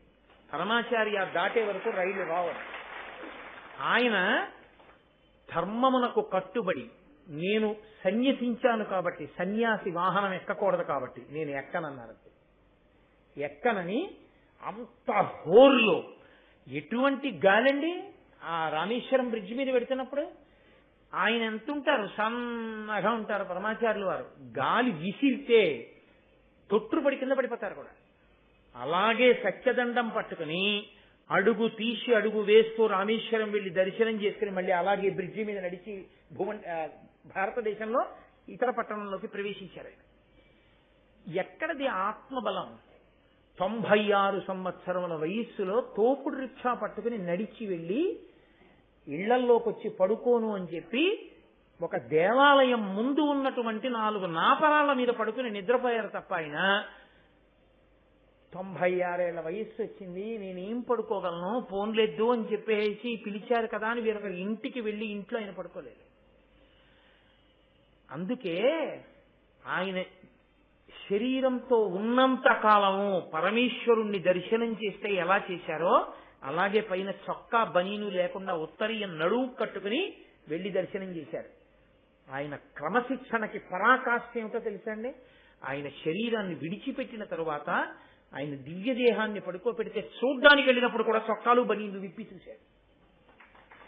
అది ఒక మహాత్ముడు కావాలంటే, తరతరాల చేత స్మరింపబడాలంటే, అంత కీర్తివంతుడు కావాలంటే, అంత ధర్మాత్ముడు కావాలంటే, అంతమంది చేత పూజింపబడాలంటే నువ్వు 1 గంట 2 గంటలో నాటకం గడితే వచ్చేవి కావవి.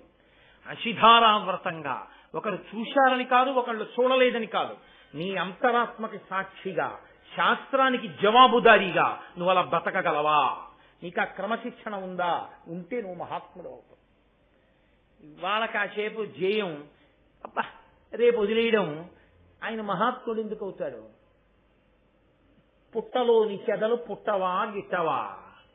అందరిలో ఆయన ఒకడు. అందరూ మహాత్ములు కాలేరు. కోట్ల మందిలో ఒక్కడే మహాత్ముడు అవుతాడు. మహాత్ముడు అవడానికి 2 కాళ్ళు 2 చేతులు ఆయనకి ఎక్కువ ఉండి కాదు, ఆత్మ బలం ఎక్కువ ఉంది, చిత్తశుద్ధి ఎక్కువ ఉంది, కఠోర సాధన ఉంది. అలా చెయ్యగలిగిన వాడెవడో వాడు ఆ ఉత్కృష్టమైన స్థాయిని పొందుతాడు. కాబట్టి అది దుర్యోధనుడికి ఎందుకు అబ్బుతుంది? అలా అబ్బితే భారతం ఎందుకు వస్తుంది? పాండవులే, దుర్యోధనుడే, ధృతరాష్ట్రుడే. ఇలా బ్రతకకు, వాళ్ళల్లా బ్రతకడం నేర్చుకో, వాళ్ళని ఆదర్శంగా తీసుకో. ఆనాడు వెళ్ళిపోయారు, యుగాల వెనక వెళ్ళిపోయారు. ఇప్పటికీ భారతం చెప్పుకుని తరిస్తోంది జాతి. ఇప్పటికీ ద్రౌపదీదేవి పేరు చెప్తే 2 చేతులు ఎత్తి నమస్కారం చేస్తున్నాం. ఆ తల్లి అంత గొప్ప జీవితాన్ని గడిపింది. అవి జీవితాలంటే, అవి ఆదర్శములంటే. కాబట్టి ఆయన అన్నాడు, గాట్పు చూలి పిరుదు గావంగ అర్జును ఓర్వ అమరులైన ఓపరాజి అతడు నిహతుడగుడు అశ్రమంబున పార్థునొక్కరుండ కర్ణుడొర్వనోపు. నాన్నగారండి ధృతరాష్ట్రుడితో దుర్యోధనుడు అంటున్నాడు, భీమసేనుడు వెనకాతల అండగా ఉన్నంతసేపు అర్జునుడిని పడగొట్టడం సాధ్యం కాదు. అంటే ఆయన తీర్పు ఏమిటంటే, కర్ణుడు ఎందుకు ఓడించలేకపోయాడో తెలుసా? భీముడు పక్కన ఉన్నాడు. భీముడు ఏం చేశాడు? శల్యుడితో యుద్ధం చేస్తున్నాడు. ఏదో ఒక సాకు, ఇప్పుడు నువ్వెందుకు ఇది చేయలేదు? అవును, నేను ఇది ఎందుకు చేయలేకపోయాను? నా తప్పే. నేను నిన్నను అలా చేసి ఉండకపోవడం నా బలహీనత అన్నవాడు వృద్ధిలోకి వచ్చేవాడు. నిన్నను అలా ఎందుకు చేయలేకపోయాడో సాకులు వెతుక్కుని సమర్థించుకోగలిగిన వాడు నిచ్చెన మెట్టి ఇంకొకటి ఎక్కగలిగినవాడు.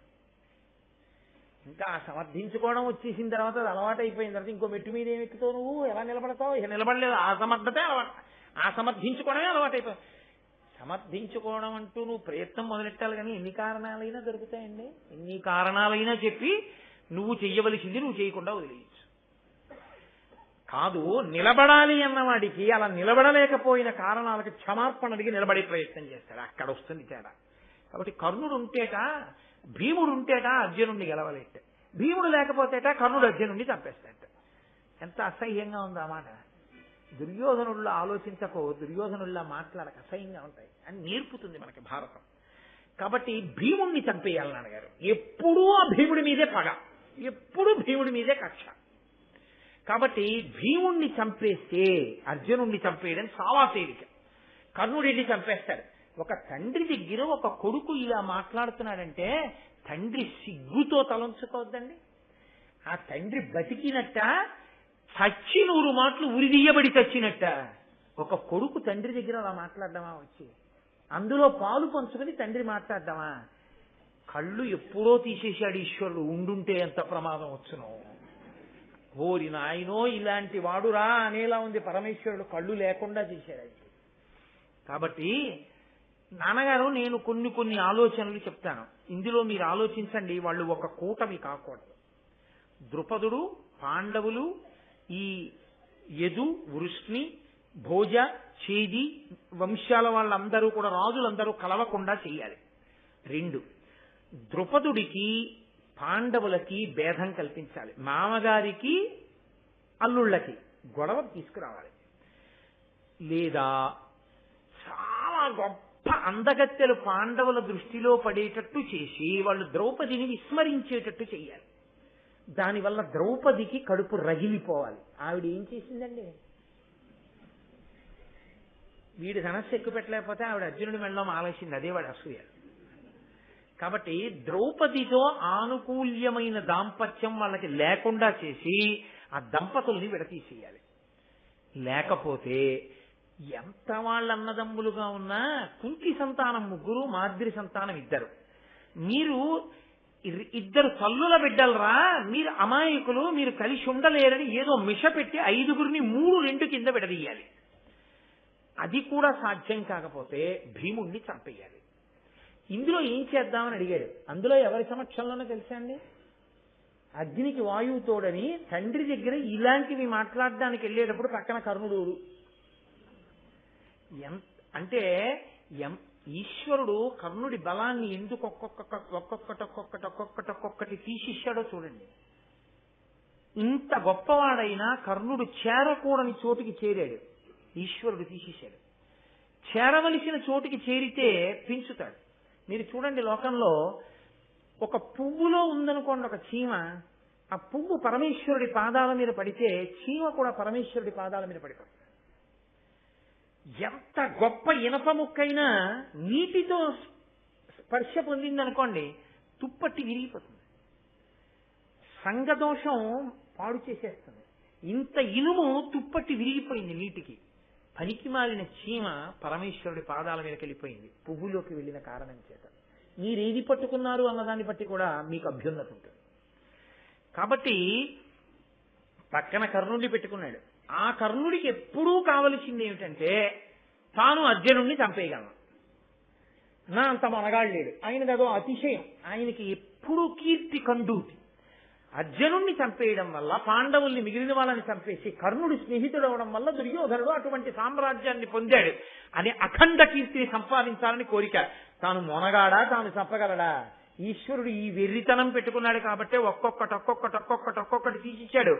ధర్మాత్ముల మీదకి ఎదురు వెళ్ళి నీకు ఎన్ని విభూతులున్నాయని పాడు చేయాలని ప్రయత్నించావో, ధర్మాత్ముడిని రక్షించడానికి ఈశ్వరుడు నీకున్నవన్నీ ఒక్కొక్కటి తీసేస్తాడు. ఇది సత్యం, భారతం నిరూపించింది.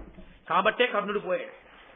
కాబట్టి ఇప్పుడు ఆ కర్ణుడు అన్నాడు, కాదు, ఇవేవీ కుదరవు, ఇవేవీ చేయలేము మనం. ఎందుకో తెలుసా? ద్రౌపదీదేవి మహాపతివ్రత. ఆమె 5గురు భర్తల్ని అలా అనుగమిస్తుంది. కాబట్టి ద్రౌపదీదేవికి భర్తలకి విభేదం ఎందుకు వస్తుంది? పాండవులకి అందగత్తెల్ని ఎరచూపుదాం అంటున్నావు. ద్రౌపదీదేవి కన్నా అందగత్తెలు ఎక్కడున్నారు? అందగత్తెలు కనపడితే వెంటనే వెంటపడేంత లీకి మనస్తత్వం ఉన్నవాళ్ళు పాండవులు కాదు. 3, కుంతి మాద్రి పిల్లలని విడగొడదాం అనుకుంటున్నావు. అవి ఒక చేతి 5 వేళ్లు, వాళ్ళు అలా విడిపోయే వాళ్ళు అయితే ఎప్పుడో విడిపోవాలి, వాళ్ళని విడదీయడం సాధ్యం కాదు. రాజులందరూ ఒక కూటమి కాకూడదంటున్నావు, వాళ్ళ దగ్గర ఓ లక్షణం ఉంది. బంధువుల పట్ల ప్రేమ ద్రుపదుడికి ఉంది, పెద్దల పట్ల వినయం పాండవులకు ఉంది. కాబట్టి కలిసి ఉండకుండా నువ్వు చేయలేవు అన్నాడు. ఎంత పెద్ద మాట అండి! వాడు చేతకాని వాడైతే అయ్యాడు కానండి, శత్రుత్వంతో గొప్ప మాట చెప్పాడు. బంధుప్రీతి ద్రుపదుడిది. కాబట్టి ఆయన ఎక్కడెక్కడ ఉన్న వాళ్ళని రామయ్య రండి, బావగారు రండి అంటాడు, అన్నగారు రండి అంటాడు. ప్రతి వాడిని పిలిచి బంధువులందరినీ కూర్చోబెట్టుకుని సంతోషిస్తుంటాడు. ఇంకా అల్లుళ్ళంటే ఉండదు. ఒక్కగానొక్క కూతురు, 5 అల్లుళ్ళు. అయ్యో అల్లుళ్ళు వచ్చి మన ఇంట్లో ఉండిపోయారని ఆయనకేం బెంగలేదు. అదృష్టం రా, చక్కగా అల్లుళ్లతో కలిసి ఉంటున్నాను హాయిగాను. మళ్ళీ వాడు వెళ్ళిపోయారంటే ఇది కుదురుతుంది ఏంటి? కాబట్టి అల్లుళ్లతో సంతోషంగా గడుపుతున్నాను, ఆయన సంతోషంగా గడుపుతున్నాడు. అల్లుళ్ళు బరువు అని చెప్పి బంధువుల మీద విముఖత ఉన్నవాడైతే ద్రుపదుడిని విడదీయచ్చు. ఆయనకి బంధుప్రీతి. ఎంత మా మామగారు అయితే మాత్రం సింహాసనం మీద ఆయన కూర్చుంటాడు, దుష్టజ్ఞుడు యువరాజు, ఇక్కడ మేమే పనికి మాలిన వాళ్ళం, అంతఃపురంలో ఉత్తినే అలా కూర్చుని వెళ్ళి విరుచుకుంటూ మా మామయ్య గారు అల్లుళ్ళమని చెప్పుకుంటూ తిరగాలి అని అనుకునేవాళ్ళు కారు. మా మామగారికి అల్లుళ్ళమని చెప్పుకోవడం కూడా గొప్ప విషయమే, ద్రుపదుడికి అల్లుళ్ళని చెప్పుకోవడం తప్ప అని సంతోషంగా, అవును నేను ద్రుపదుడి అల్లుళ్ళం అని చెప్పుకోగలిగిన వినయం ఉన్నవాళ్ళు పాండవులు. ఎలా విడదీస్తావు? కుదురుతుందా? ఇవేవి పనికిరావు. కర్ణుడికి ఎప్పుడు ఏమిటో తెలుసా అండి? అర్జునుడిని చంపేసి కీర్తి సంపాదించేద్దాం, అదో వీరి ఆయనకి.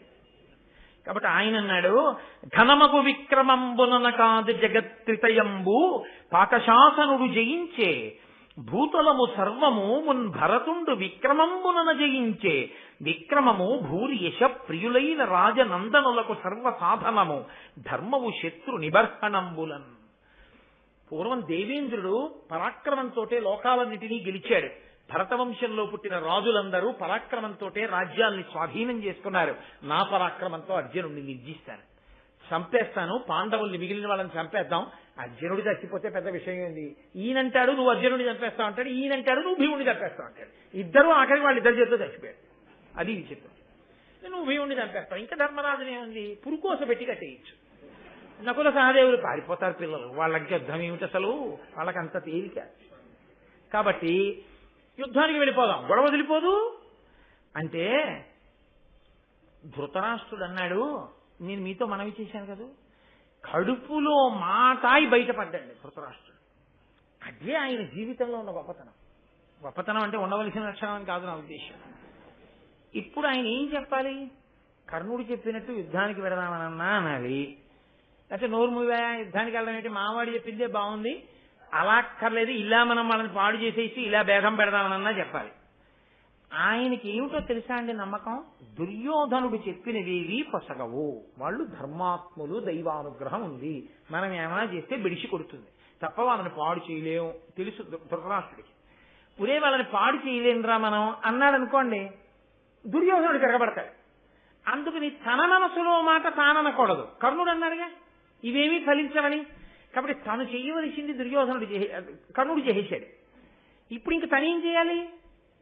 కర్ణుడు చెప్పిన యుద్ధం కూడా జరగకుండా చూడాలి. ఇప్పుడు నువ్వు చెప్పిన యుద్ధం వద్దు, మా అబ్బాయి చెప్పిన దురాలోచన వద్దు, నేను వేరే ఆలోచిస్తానంటే నోరు నువ్వు ఎదురుతో కూర్చుంటావు, నువ్వు ఎప్పుడు చెప్తావు మాకని వీళ్ళిద్దరు తిరగబడతారు. అందుకని ముందు ఆ కర్ణుడు దుర్యోధనుడి ప్రణాళిక పనిచేయదని చెప్పేశాడు. ఆయన చెప్తే ఈయనకి ఎక్కుతుంది. అదో విచిత్రం లోకంలో. కన్న తండ్రి చెప్తే చెవికెక్కదు, తల్లి చెప్తే చెవికెక్కదు, మధ్యలో వస్తాడు ఎవడో. ఆ వచ్చినవాడు వాడేం చెప్తే కడుపున పుట్టిన వాడికి అంత గొప్ప. తండ్రి కన్నా గురువు, తల్లి కన్నా గురువు, వాళ్ళిద్దరికన్నా ఆత్మబంధువులు లోకంలో ఉంటారా? వాళ్ళిద్దరూ కాదని ఎవడో చెప్పిన మాట నువ్వు వింటావా?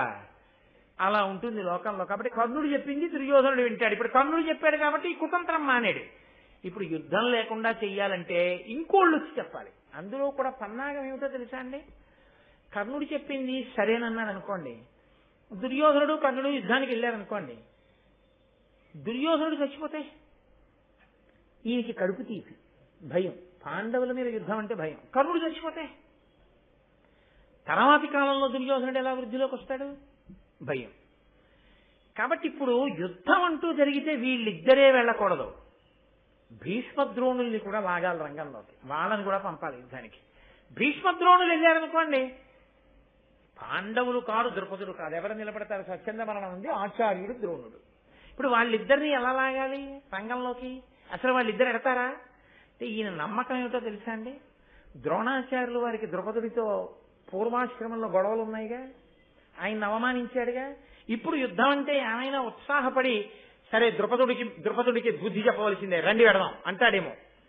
ద్రోణుడు ఆ మాటని వెళ్ళిన తర్వాత భీష్ముడు వెళ్లకుండా ఉంటాడా? భీష్ముడు వెళతాడు. ద్రోణుడు ఎడితే అశ్వత్థామ ఎడతాడు. ద్రోణుడు అశ్వత్థామ భీష్ముడు వెడితే మిగిలిన వాళ్ళు ఎడతారు. వాళ్లతో కర్ణుడిని దుర్యోధనుడిని పంపిస్తే పాండవుల్ని చంపేయడం తేలికైపోయింది. కాబట్టి ఇప్పుడు కేవలం కర్ణుడు యుద్ధానికి వెళ్ళిపోదాం అన్నాడని కర్ణుడికి అలాగే అనకూడదు. భీష్మద్రోణుల్ని పెద్దరికం అన్న పేరుతో పిలవాలి. నిజంగా వాళ్ళ మాట వినడానికి కాదు, పిలవాలి. వాళ్ళకి ద్రుపదుడి మీద కోపం ఉండడం వల్ల ద్రోణుడు వెంటనే సరే వెడదాం, ద్రుపదుడి మీద యుద్ధం కదా విడిపోదాం అన్నాడు అనుకోండి. ద్రుపదుడి మీద ద్రోణుడుకున్న కోపాన్ని అడ్డు పెట్టుకుని దీన్ని వాడుకుని పాండవుల్ని పాడు చేయాలి. కళ్ళంటే లేవు కానండి, ఎన్ని ఆలోచనలు ఉన్నాయనుకుంటున్నారు ధృతరాష్ట్రుడికి. ఏది తన నోటితో బయటపడ్డా, ఏది తను బయటపడ్డా. నాకు పూర్వం ఒక పెద్ద ఆయన, చాలా మంచి ఆయన అనుకోండి, ఆయన చాలా పెద్ద ఆయన, అంటే మోకాళ్ళవి నొప్పులు, చాలా మంచివాడు. అంటే ఆయన చెడ్డవాడు మాత్రం కాడు. ఆయన దగ్గర ఒక చమత్కారం ఉండేది. ఏదో అలా చేపలు పడున్నాయనుకోండి, ఒక్కసారి చెయ్యవరా, లేస్తాననేవాడు. ఎవరో అక్కడ నించున్నవాడిని, ఒంట్లో ఓపిక ఉన్నవాడిని. అంటే ఆయన చెయ్యిస్తే ఎందుకు ఇప్పుడు లేవడం ఎందుకు, కూర్చోండి అన్నాను అనుకోండి, చేపలు మడత పెడదామని అనేవాడు. దానికి మీరెందుకంటే కూర్చోండి నేను మడత పెట్టేస్తాను, వాడు మడత పెట్టేవాడు. ఈయన నువ్వురే చేపలు మడతెట్టు అనేవాడు కాదు, ఒరే నన్ను కొంచెం లేపు ఆ చేపలు మడతెడతాను అనేవాడు. నేను మడత పెట్టేస్తాను లేదని వాడు మడత పెట్టేస్తాడు. ఈయన పక్కవాడి వంట తీసుకో దొంగన ఉన్నది. చాలా చమత్కారం అనమాట. అంటే తను చెప్పి చేయించడం కాదు, చమత్కారంగా తను చేయించడం. నేను వెళ్ళొస్తానయ్యా, కూర్చోలేను, వెనకాతల గబుక్కుని పడిపోతానేమో భయం.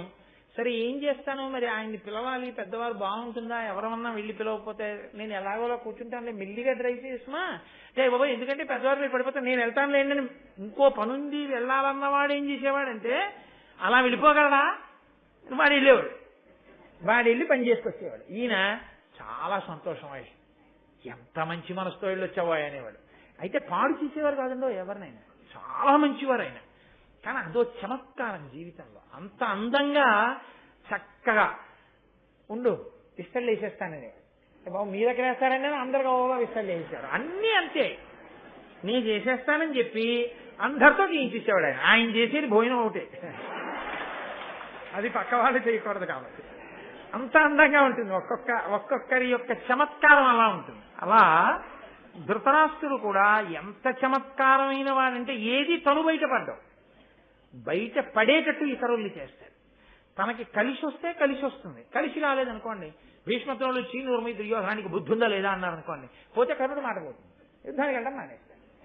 తనేమంటాడు, ఏమీ అండవు, భీష్మద్రోణులు మంచివాళ్ళని అండవు. భీష్మద్రోణుల పెద్దరికం నిలబడ్డాలంటే లోపలికి తీసుకెళ్లి మాట్లాడాలి వాళ్ళతో. ఈ పిల్లల ముందు తీసుకొచ్చి వీళ్ళతో మాట్లాడిపించడం ఎందుకు? ఆఖరణ ఒకవేళ భీష్మద్రోణులు బుద్ధి ఉందా లేదా నీకు, ఆ పిల్లలు ఎదురుకుండా ఎందుకు పిలిచారు అంటే ఏం చేయను పిల్లాడు కదా మీరు బుద్ధి చెప్తారనుకున్నానంటాడు. అంత చమత్కారమైనటువంటి వ్యక్తి. కొందరి గడుసుతనం, అది చాలా గడుసుతనం అనుకుంటారు. ఆఖరికి ఆ గడుసుతనం ఏం చేస్తుందంటే వాడిని చంపేస్తుంది. వెనకటి ఒకడు వైద్యుడి దగ్గరికి వెళ్ళి, అదే పనిగా తాగుతున్నావు చచ్చిపోతావా అలా తాగితే, చూడిదిగో మద్యం ఈ గ్లాసులో పోసాను, ఇందులో 4 చీమలు వేస్తున్నాను, చూడు ఎలా చచ్చిపోతాయో అన్న 4 చీమలు వేశాడు డాక్టర్ గారు.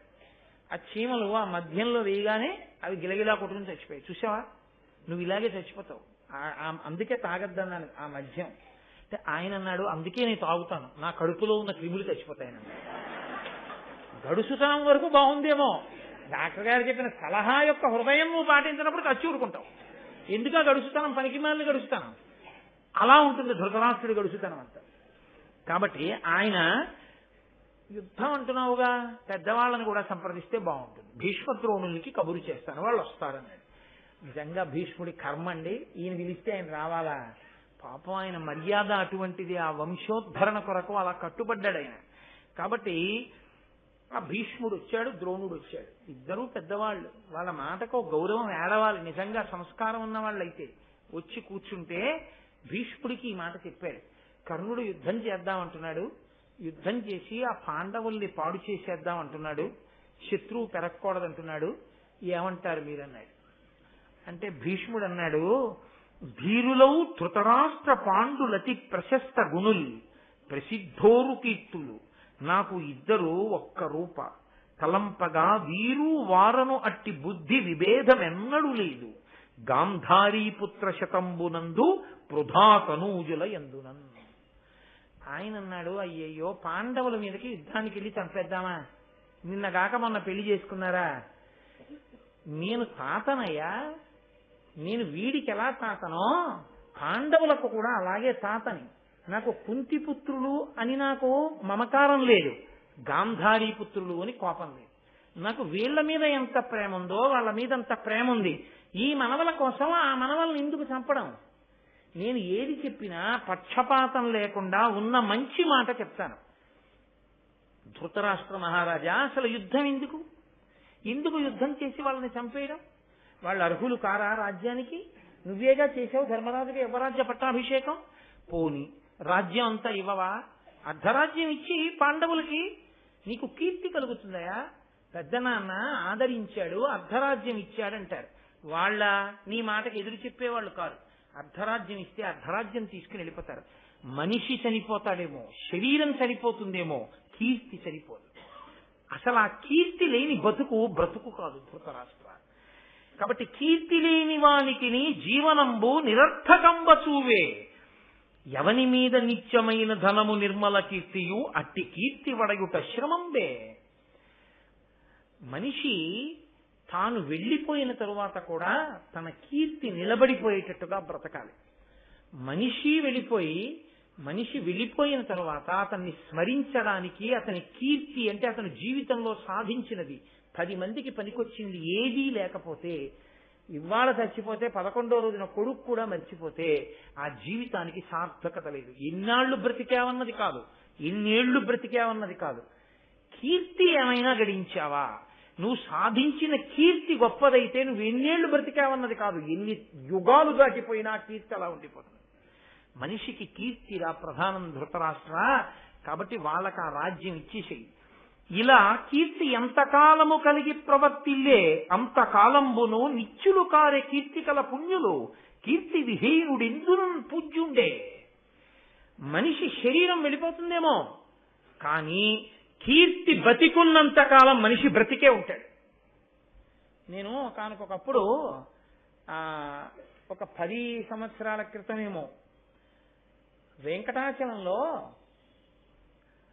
ఏడుకొండల మీద ఆనంద నిలయం చుట్టూ మాడవీధుల్లో తిరుగుతూ ఘంటసాల గారి భగవద్గీత వినపడుతోంది. నేను నా భార్యతో అన్నాను, ఘంటసాల గారు వెళ్ళిపోయి చాలా సంవత్సరాలు అయిపోయినా ఆయన కంఠం, ఆయన వాణి ప్రతిరోజు వెంకటాచలం కాదు, ఎన్ని క్షేత్రాల్లోనో ఎన్ని ఇళ్లల్లోనో ఆనాడు కృష్ణుడు ఎలా చెప్పాడో కానీ అంత గంభీరంగా వాణి భగవద్గీత అలా వినపడుతూనే ఉంది. ఆయన శరీరం చనిపోయింది కానీ ఆయన కీర్తి చేత ఆయన ఇంకా బ్రతికే ఉన్నాడు. అలా నా జీవితం మొత్తం మీద ఎప్పుడైనా నేను భగవంతుడి గురించి చెప్పుకున్న మాటలు ఒక్క దేవాలయంలో వినపడితే నా జన్మ సార్థకం కదా అన్న. నేను అత్యంత వినయంతో చెప్పుకుంటాను, గర్వంతో కాదు ఈ మాట చెప్పేది. ఒకానొకప్పుడు నేను కారులో కోనసీమ వెడుతున్నాను ఉపన్యాసం చెప్పడానికి. కోనసీమ వెడుతుంటే అడుగడుగున దేవాలయాల్లో ఒక చోట రామాయణం, ఓ చోట భాగవతం, ఓ చోట శివపురాణం, ఓ చోట లలితాసహస్రం, ఓ చోట శివానందలహరి, అన్ని చోట్ల నా క్యాసెట్లు వినపడుతున్నాయి. వినపడుతుంటే నేను ఎంతో సంతోషించాను, ఈశ్వరుడికి కృతజ్ఞత చెప్పాను. నా గర్వం కాదు అది. నేను ఒక దేవాలయంలోకి వెళ్ళాను. అసలు ఈ క్యాసెట్ వేసి పరిస్థితి ఎలా ఉంటుందో అక్కడ చూద్దాం. చాలా మంది కూర్చుని నిశ్శబ్దంగా వింటున్నారు. వాళ్ళని నేను అడిగాను, దర్శనం చేసి గంట కొట్టకండి అన్నాడు అర్చకుడు. ఏమన్నాను, వాళ్ళందరూ కోటేశ్వరారు ఉపన్యాసం వింటున్నారు, గంట కొట్టకండి. నేను తెల్లబోయాను. నేను చాలా ఆశ్చర్యపోయి దర్శనం చేసేసుకుని కొంచెం దూరం వెళ్ళి అందులో ఒక అతను కాస్త గోడ దగ్గర నించున్న అతను అడిగా, ఎవరిదయా ఉపన్యాసం అన్నాను. కోటేశ్వరాన్ని కాకినాడలో ఉంటారండి అన్నాడు. నువ్వు ఎప్పుడన్నా చూసావా ఆయన్ని అన్నాడు. నేను ఎప్పుడు చూడలేదండి, మా ఊరు ఎప్పుడన్నా పిలుద్దాం అనుకుంటున్నాం, రోజు సాయంకాలం ఇక్కడ ఆయన ఉపన్యాసం వింటుంటామండి, అందరం వచ్చి కూర్చుంటాం అన్నాడు. నేనే కోటేశ్వరరావు అని చెప్పలేదు, నేను చాలా సంతోషంగా కారు ఎక్కి వెళ్ళాను. అది వేరు విషయం అనుకోండి. కానీ నేను మీతో ఎందుకు మనవి చేస్తున్నానంటే, తెలిసో తెలియకో, వచ్చో రాకో, నాకు పాండిత్యం ఉందో లేదో, నేను చదవగలనో చదవలేనో, నేను మాట్లాడగలనో మాట్లాడలేనో, కానీ భగవంతుడి గురించి చెప్పుకోవాలి అని తాపత్రయపడి చెప్పుకున్నందుకు అలా వినపడింది. కొన్నాళ్లు వెళ్ళిపోయిన తర్వాత, కొన్ని సంవత్సరాల తర్వాత నా శరీరం పడిపోవచ్చు, కానీ నా కొడుకో నా మనవడో అలా వెళ్ళిపోతూ తాతగారి కంఠం ఈ గుళ్ళో వినపడుతోందని వాడు వింటే నా శరీరం చచ్చిపోవచ్చు, కానీ నా కీర్తి చేత నేను బ్రతికుంటానా? బ్రతికున్నాను. భీష్ముడు ఆ రోజు చెప్పిన మాట, కీర్తి చేత బ్రతికే ఉంటావు, కీర్తి లేని నాడు నీ శరీరంతో నువ్వు చచ్చిపోతావు, ఇక నీ పేరు ఎవ్వరూ స్మరించారు. ధృతరాష్ట్ర, అపకీర్తి చేత చచ్చిపోకు, నువ్వు బతుకుతానని అనుకోకు. కోడలు వచ్చింది, ఘటోత్కచుడు పుట్టేశాడు, తాతవు కూడా అయిపోయావు, ఎంతకాలం ఉంటావు? కీర్తి చేత బ్రతికే ఉండు. బ్రతికే ఉండాలంటే పాండవులకు అర్ధరాజ్యం, వాళ్ళు నీ కొడుకులు కారా? నీ తమ్ముడి బిడ్డలు నీ బిడ్డలు కారా? ఎందుకు యుద్ధం ఏమిటి? కాబట్టి వాళ్ళకి రాజ్యం అంటే వెంటనే ద్రోణాచార్యుల వారు అన్నారు, విలసద్ధర్మ విశుద్ధ వృత్తులు, వయోవృద్ధులు, కుశాగ్రీయ బుద్ధులు, మధ్యస్థులు, కార్య నిర్ణయ సమర్థుల్, మానమాత్సర్య దూరులు, నాజాలిన వారి పల్కులకు వైరజ్యంబుగా వించునజ్ఞులు, భూనాథున కప్తులు సఖులునై శోషింతురత్యంతమున్. పెద్దలైనటువంటి వారు ఎవరున్నారో అటువంటి పెద్దలైనటువంటి వారు చెప్పినటువంటి మాట విననటువంటి వాళ్ళు, పెద్దలు చెప్పినటువంటి మాట తలకెక్కించుకోకుండా వారి మాటలు పెడచెవిని పెట్టి ఈసడించి ప్రవర్తించేటటువంటి వాళ్ళు రాజు పక్కకి చేరితే వారి వలన రాజుకి అభ్యుదయం కలగదు, పాడైపోతాడు. కాబట్టి పెద్దరికం తన వలన ఉండదు, పెద్దరికం అవతలవాడు గౌరవించడం మీద ఉంటుంది. యువతలవాడు చాలా పెద్ద మనిషే, అవతలవాడికి ఆ పెద్దరికాన్ని గుర్తించడం చేత కాదు. ఎంతటి వాడిని ఉదయనగలిగిన సమర్థత వాడికి ఉంది అంతే. ఇప్పుడు ఈయన పెద్దరికానికి లోటు వచ్చిందా అంటే లోటు లేదు, కానీ ఆయన దృష్టిలో ఈయన పెద్ద మనిషా? కాడు. ఆయన దృష్టిలో ఈయన పెద్ద మనిషి కాడేమో. అలాంటి వాణ్ణి రాజు దగ్గర పెట్టుకుని వాడి మాటలు వింటే రాజు కూడా పాడవుతాడు. ధృతరాష్ట్ర, దుర్యోధన కర్ణుల్ని ఉద్దేశించి చెప్పాడు ఈ మాట, పేరెత్తకుండా చెప్పి, తనరుచు దైవయుక్తిమయి ధర్మము సత్యము తప్పకున్నయ యనఘులపై పైతృకంబైన అంశము మిన్నక వజ్రపాణికైనను కొన పొలునయ్యా కురునందన పాండుతనూజులున్న వారని విని వారికిందగు ప్రియం వనరింపక ఇంకి ధరువువే. అసలు పితృ సంబంధంగా పాండురాజు పరంగా పాండవులకు రావలసినటువంటి రాజ్య భాగం ఏదుందో అది ఇవ్వకుండా బతకడం నీకు కాదు, దేవేంద్రుడి అడ్డొచ్చినా పాండవులు మేం పొందేద్దామని సంకల్పం చేస్తే ఇంద్రుడు అడ్డుపడగలడని నువ్వు అనుకుంటున్నావా? చీల్చేస్తారు పాండవులు. నిన్నెందుకు చేయలేదో తెలుసా? పెద్దనాన్నవని గౌరవంతో ఊరుకున్నారు. నువ్వే పిలుస్తావు ఏదో ఒకనాడని. ఆ గౌరవాన్ని నిలబెట్టుకో. యుద్ధానికి ఎడతావా వాళ్ళ జోలికి? యుద్ధానికి వెళ్ళి చంపగలిగిన మొనగాడివా నువ్వు? అర్జునుడి యొక్క శక్తి ఏమిటో తెలుసా నీకు? చీల్చి చెండాడుతాడు సైన్యాన్ని. కాబట్టి వీళ్ళ మాటలు వినకండి. అంటే కర్ణుడు అన్నాడు, మహారాజా మీరు వాళ్ళ మాటలు వినకండి, ముసలి వాళ్ళు, వాళ్ళకేం తెలుసు. కర్ణుడి శక్తి ఎంత, నేను అనుమతింపబడితే వాడి బతుకెంత. ఆయన భీష్మద్రోణుల గురించి మాట్లాడగలిగినటువంటి సమర్థుడు. అదే మాట్లాడగలిగిన తీరు. పెద్దలైన వారి యందు పెద్దరికం గుర్తించకపోవడం ఒక తప్పైతే, ముసలాళ్ళండం రెండో తప్పు.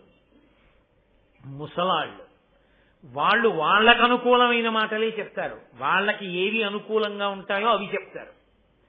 అంటే వాళ్ళకి యుద్ధానికి వెళ్ళడము ఇష్టం లేదు, పాండవులకు రాజ్యం ఇప్పించాలి, అందుకని ఇలా మాట్లాడుతున్నారు వాళ్ళు. అసలు పాండవుల్ని దగ్గరికి చేర్చుకోమని చెప్పడం తప్పు కాదా? తన బిడ్డకి రావలసిన రాజ్యం ధృతరాష్ట్రుడిని విప్పించకుండా వాళ్ళకి రాజ్యం ఇవ్వాలా? అర్ధరాజ్యం. ఇది ధర్మమా?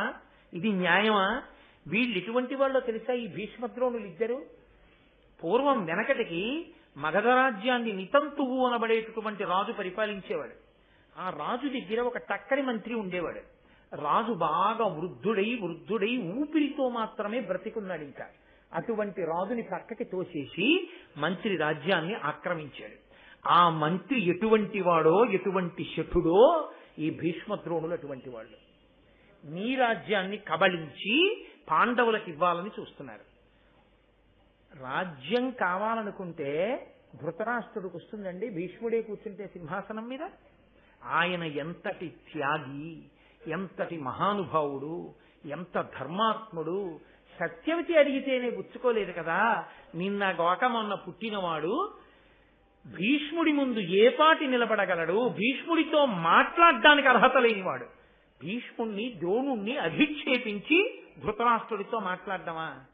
ఒళ్ళు పై తెలియకుండా మాట్లాడాడంటుంటారు చూసారా? ఇదిగో ఇలాంటి ప్రేలాపన. ద్రోణుడు వెంటనే అన్నాడు, మేము చెడ్డవాళ్ళమా? నువ్వు మంచివాడివా? మా ఇద్దరికన్నా కూడా నువ్వు ధృతరాష్ట్రుడికి హితుడివా? మేము ధృతరాష్ట్రుడికి హితం చెప్పలేని వాళ్ళమా? ధృతరాష్ట్రుడిని పాడు చేసేవాళ్ళమా? నీ కరపుల నిక్కరుకుల మాకులతం పొందుటేమి ఆశ్చర్యము, సామ్యాకృతులు కానివారల వాకులు శిక్షలు ఉపద్రవంబులు కావే. అసలు ఒక వ్యక్తి సలహా చెప్పాలన్నా, ఒక వ్యక్తి మాట్లాడాలన్నా ఆ వ్యక్తికి ప్రథమంగా ఒక గుణం ఉండాలి. అతను శాంతుడై ఉండాలి. అసలు ఆ శాంతము లేనివాడెవడో వాడు మాట్లాడడానికి అనర్హుడు, వాడు సలహా చెప్పడానికి అనర్హుడు. అసలు నీకు శాంతమే లేదు. నువ్వు ఎప్పుడూ యుద్ధానికి కలిగిపడిపోయి అర్జునుడిని కొట్టేస్తానంటావు. నోరు విప్పితే నువ్వా సలహా చెప్పేవాడివి? నువ్వా శాంతం లేనివాడివి? రాజుకి సలహా చెప్పడానికి అర్హుడవు. కాబట్టి కర్ణుడా నువ్వు మాట్లాడకన్నాడు. ఇంకా భీష్మద్రోణులు కొద్దిగా మెతకగా మాట్లాడారు. ద్రోణుడు చెప్పాడు, ఆ పాండవులతో యుద్ధం చెయ్యలేవయ్యా అని. వెంటనే విదురుడు జోక్యం చేసుకున్నాడు. విదురుడి మాట ధృతరాష్ట్రుడితో బాగా పరిచయం ఉన్న మాట. ఎందుకంటే ఎప్పుడూ వింటూ ఉంటాడు విదురుడి మాట. విదురుడి మనసు కలుక్కుమందండి భీష్మద్రోణులు అంతంత మాటలంటే.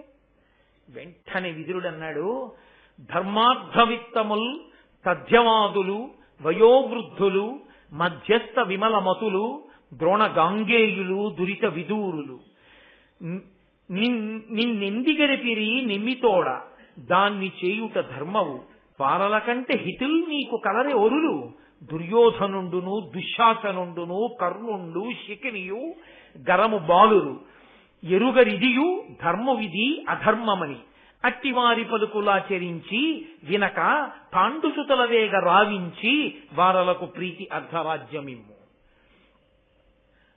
ధర్మానికి కట్టుబడిన వాళ్ళు భీష్మద్రోణులు. వాళ్ళు ఎన్నడూ నిజాన్ని మాత్రమే పలికేవాళ్ళు, వృద్ధులైనటువంటి వారు. వాళ్ళు ఇద్దరి యందు సమానమైన ప్రేమ కలిగిన వాళ్ళు. అటువంటి ద్రోణుడు గాంగేయుడు వాళ్ళని అంతంత మాటలు అనడమా? అయినా ధర్మం తెలుసున్న వాళ్ళిద్దరెక్కరా? అసలు ఇది ధర్మము ఇది అధర్మము అన్న విషయమే తెలియనటువంటి ఈ దుర్యోధనుడు దుశ్శాసనుడు కర్ణుడు శకుని వీళ్ళెక్కడా? వీళ్ళ నీకు సలహా చెప్పేవాళ్ళు? వాళ్ళ పెద్దరికాన్ని ఎంచగలిగిన వాళ్ళు? వీళ్ళ మాటలా నువ్వు వింటావు? వీళ్ళ మాటలా నీకు హితం చేకూరుస్తాయి? ఇప్పటికైనా రాజా, ఎవరి మాట వినాలో, ఎవరి మాట విని ఎలా నిర్ణయం చేసుకోవాలో జీవితంలో నేర్చుకో. నీ ఎదట పెద్దలు ఇలా అవమానింపబడమా తప్పు కాదు. పాండవులు మహాబలవంతులు, ఏమనుకుంటున్నావో కారణ జన్ములు. వాళ్ళ బలం ముందు నీ కొడుకు కాదు, కర్ణుడు కాదు, నీ కొడుకులందరూ కాదు, అందరూ కలిసి 3 లోకములు ఎదురొచ్చినా చీల్చి చెండాడతారు పాండవులు. వాళ్ళు వాళ్ళ బలంతోనే గొప్పవాళ్ళు. ఇప్పుడు యజ్ఞగుండం నుండి ఆవిర్భవించినటువంటి దృష్టద్యుమ్నుడు భావమరిదిగా వాళ్లతో కలిసి ఉన్న కారణం చేత ద్విగుణీకృతమైనటువంటి బలం ఉన్నవాళ్ళు.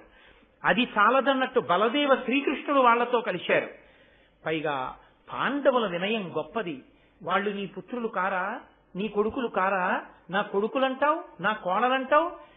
నీ కొడుకులకి మనుష్య ప్రయత్నం ఉంది, పాండవులకి మనుష్య బలంతో పాటు దైవ సహాయం ఉంది.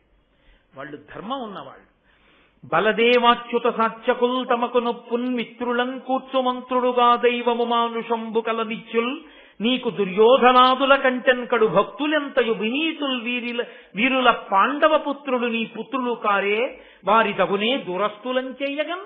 నీ కొడుకు నిరంతరం నీ మీద తిరగబడతాడు. నువ్వేం నాన్నవి నాన్న అంటాడు, నిన్ను విమర్శిస్తాడు. మాకు తెలియదు అనుకుంటున్నావా? మాకు అన్నీ తెలుసు. ఒక్కనాడు పాండుకుమారులు నిన్ను అలా అన్నారా? తండ్రి లేడు, పెద్దనాన్నగారే మాకు తండ్రి అని నువ్వు ఏం చెప్తే చేశారు. నువ్వు వెళ్ళిపోమ్మంటే వారణామతానికి వెళ్ళిపోయారు. నువ్వు లక్క ఇంట్లో కాల్చినా ఒక్కరితో మా పెద్దనాన్నగారు మాకు ఇలా చేశారని వాళ్ళు ఒక్కరితో చెప్పలేదు. నీ కీర్తి మాసిపోతుందని కడుపులో పెట్టుకు బతికారు. నువ్వు ఇప్పుడు కబురు చేయి, వచ్చి నీ కాళ్ళకి నమస్కారం చేస్తారు.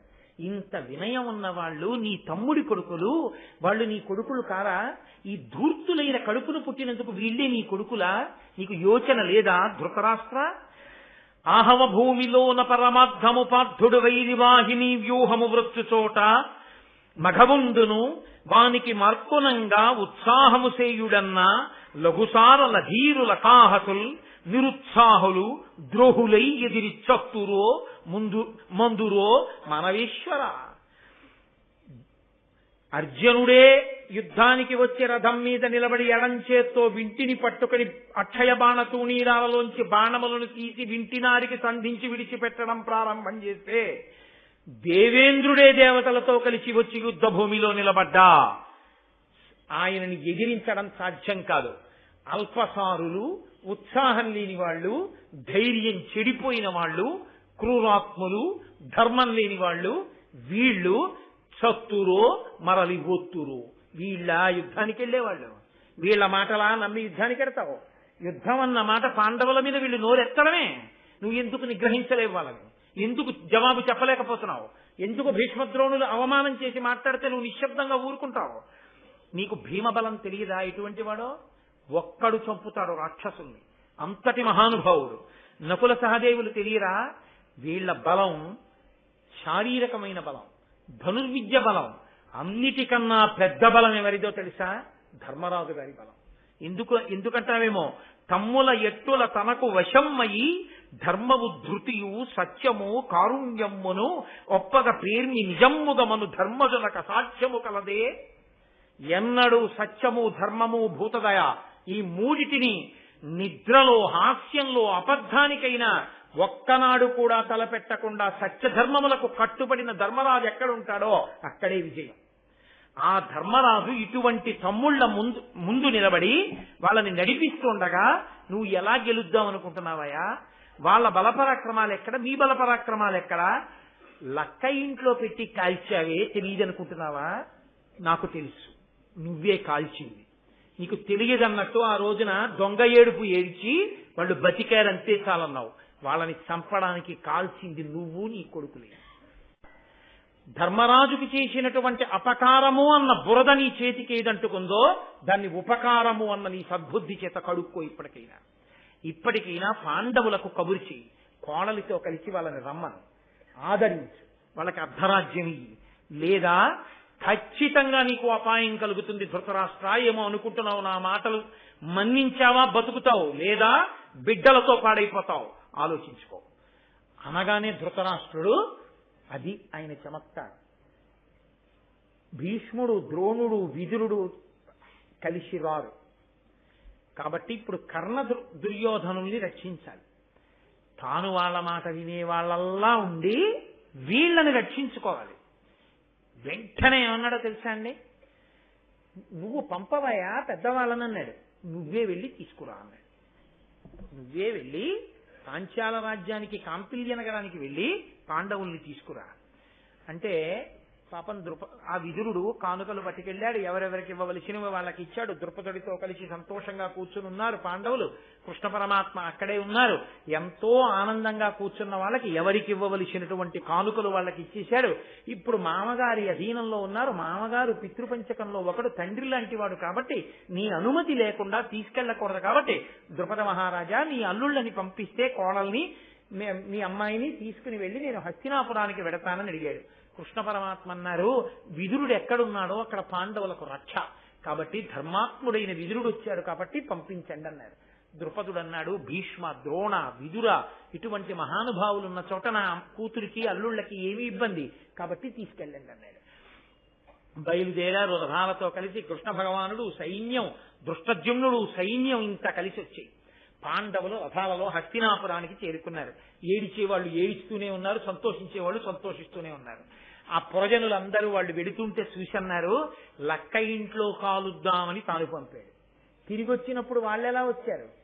కొత్తగా బంధుత్వాన్ని కలుపుకునే ద్రుపద సైన్యంతో, బావమరిది దృష్టద్యుమ్నుడితో, భార్య ద్రౌపదితో, అక్కడెక్కడో పుట్టి పెరుగుతూ పిశాచాలకి రాక్షసులకి అధినాయకుడుగా ఉన్న కొడుకైన ఘటోత్కచుడికి తండ్రిగా భీమసేనుడు, బకాసురుణ్ణి హిడింపాసురుణ్ణి చంపాడన్న కీర్తితో, మత్స్యయంత్రాన్ని కొట్టాడన్న కీర్తి అర్జునుడికి, ఇంత ధర్మానికి తల ఉంచి భిక్షాటనైనా చేశారు. కానీ పెద్దనాన్నగారి అపకీర్తిని వీధిలో పడేయకుండా బతికిన వాళ్ళు చిన్నవాళ్లైనా పెద్దరికం వీళ్ళది అని ఇంత కీర్తి గణించి చిరునవ్వులతో రథాల మీద వెడుతుంటే, మమ్మల్ని ధర్మం ఆశ్రయించి ఉండగా మాకు ఆపద ఎక్కడొస్తుంది అని నమ్మి వెడుతుంటే, ఆ పురంలో ఉన్నటువంటి జనులందరూ హస్తినాపురంలో బయటికి వచ్చి రహదారులకు రెండు పక్కలా నిలబడి మేడలెక్కి పైనుంచి చూస్తూ అంటున్నారట,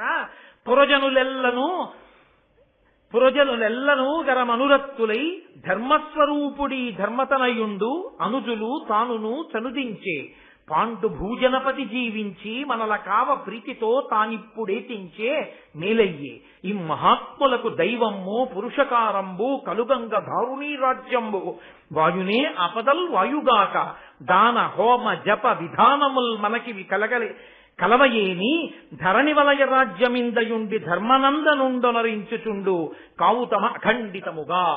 వాళ్ళన్నారు, ఒకానొకప్పుడు పాండురాజు మన్ని ఎంతో గొప్పగా పరిపాలించాడు. ఈ దిక్కుమాల ధృతరాష్ట్రుడు, దుర్యోధనుడు ఇప్పుడు రాజయ్యారు. వీళ్ళు లక్క ఇంటిలో కాలిపోయారనుకున్నాం, వీళ్ళ ధర్మం వీళ్ళని రక్షించింది. మళ్ళీ పాండురాజే వస్తున్నాడా అనిపిస్తోంది. వీళ్ళ ఐదుగురిని చూస్తే, మేము జపం చేసినది ఉంటే, హోమాలు చేసిన ఉంటే, మేము తపస్సు చేసిన ఉంటే, అవి మేము ఇప్పుడే ఆ పుణ్యాల వలన ఈ ధర్మరాజు గారు అఖండమైన ఈ భూమండలాన్ని ఈయనే పరిపాలించుగాక అని వాళ్ళందరూ ఎలుగెత్తి పలుకుతున్నారు. ఇదే వాళ్ళకి ఏడుపు. ఇంత కీర్తి పాండవులకు ఉండడమా అని అసూయ. లోపలికి వెళ్ళారు. హస్తినాపురంలో 5 సంవత్సరాలు ఉన్నారు. ఎల్లైనా పాండవుల్ని పాడు చెయ్యాలి కదూ, ఇది కదూ ప్రణాళిక. కాబట్టి ఇప్పుడు ఇక్కడే ఉంటే ధర్మరాజు గారిని రాజుని చెయ్యాలి.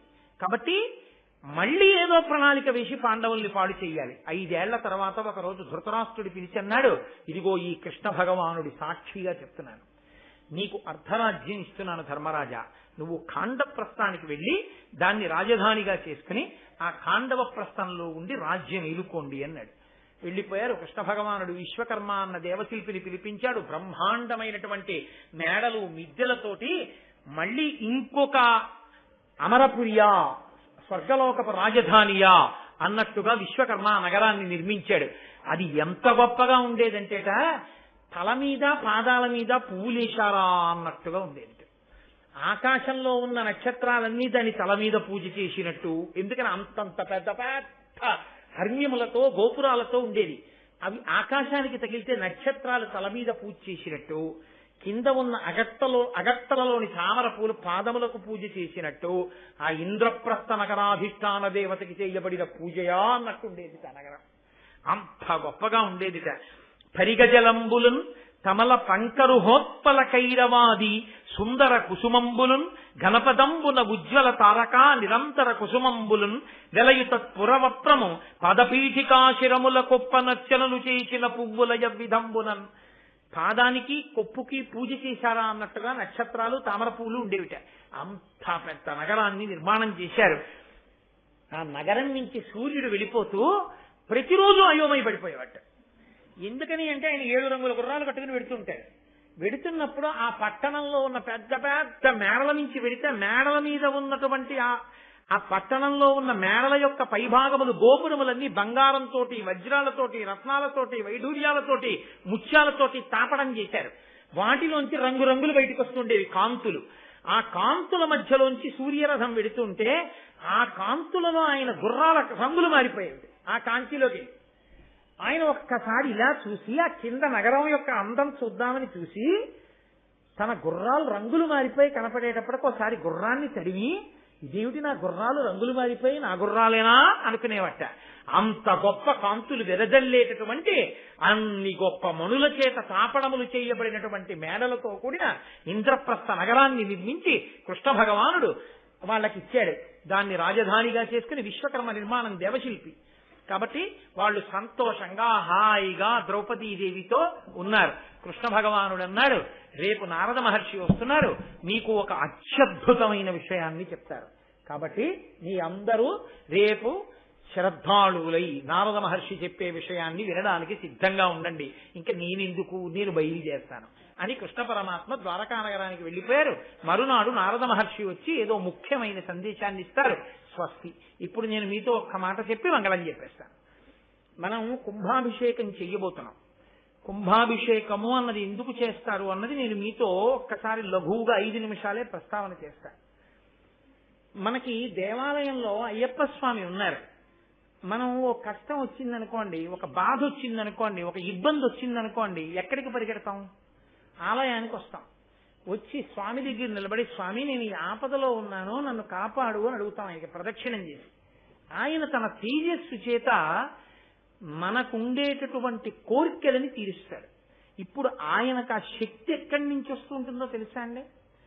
ఆగమం ఏమంటుందంటే, ఆ మూర్తి కింద విగ్రహం అనకూడదు, యథార్థానికి స్వామికి తేజస్సు ఎక్కడ వస్తుందంటే ఆయన కింద యంత్రం ఉంటుంది.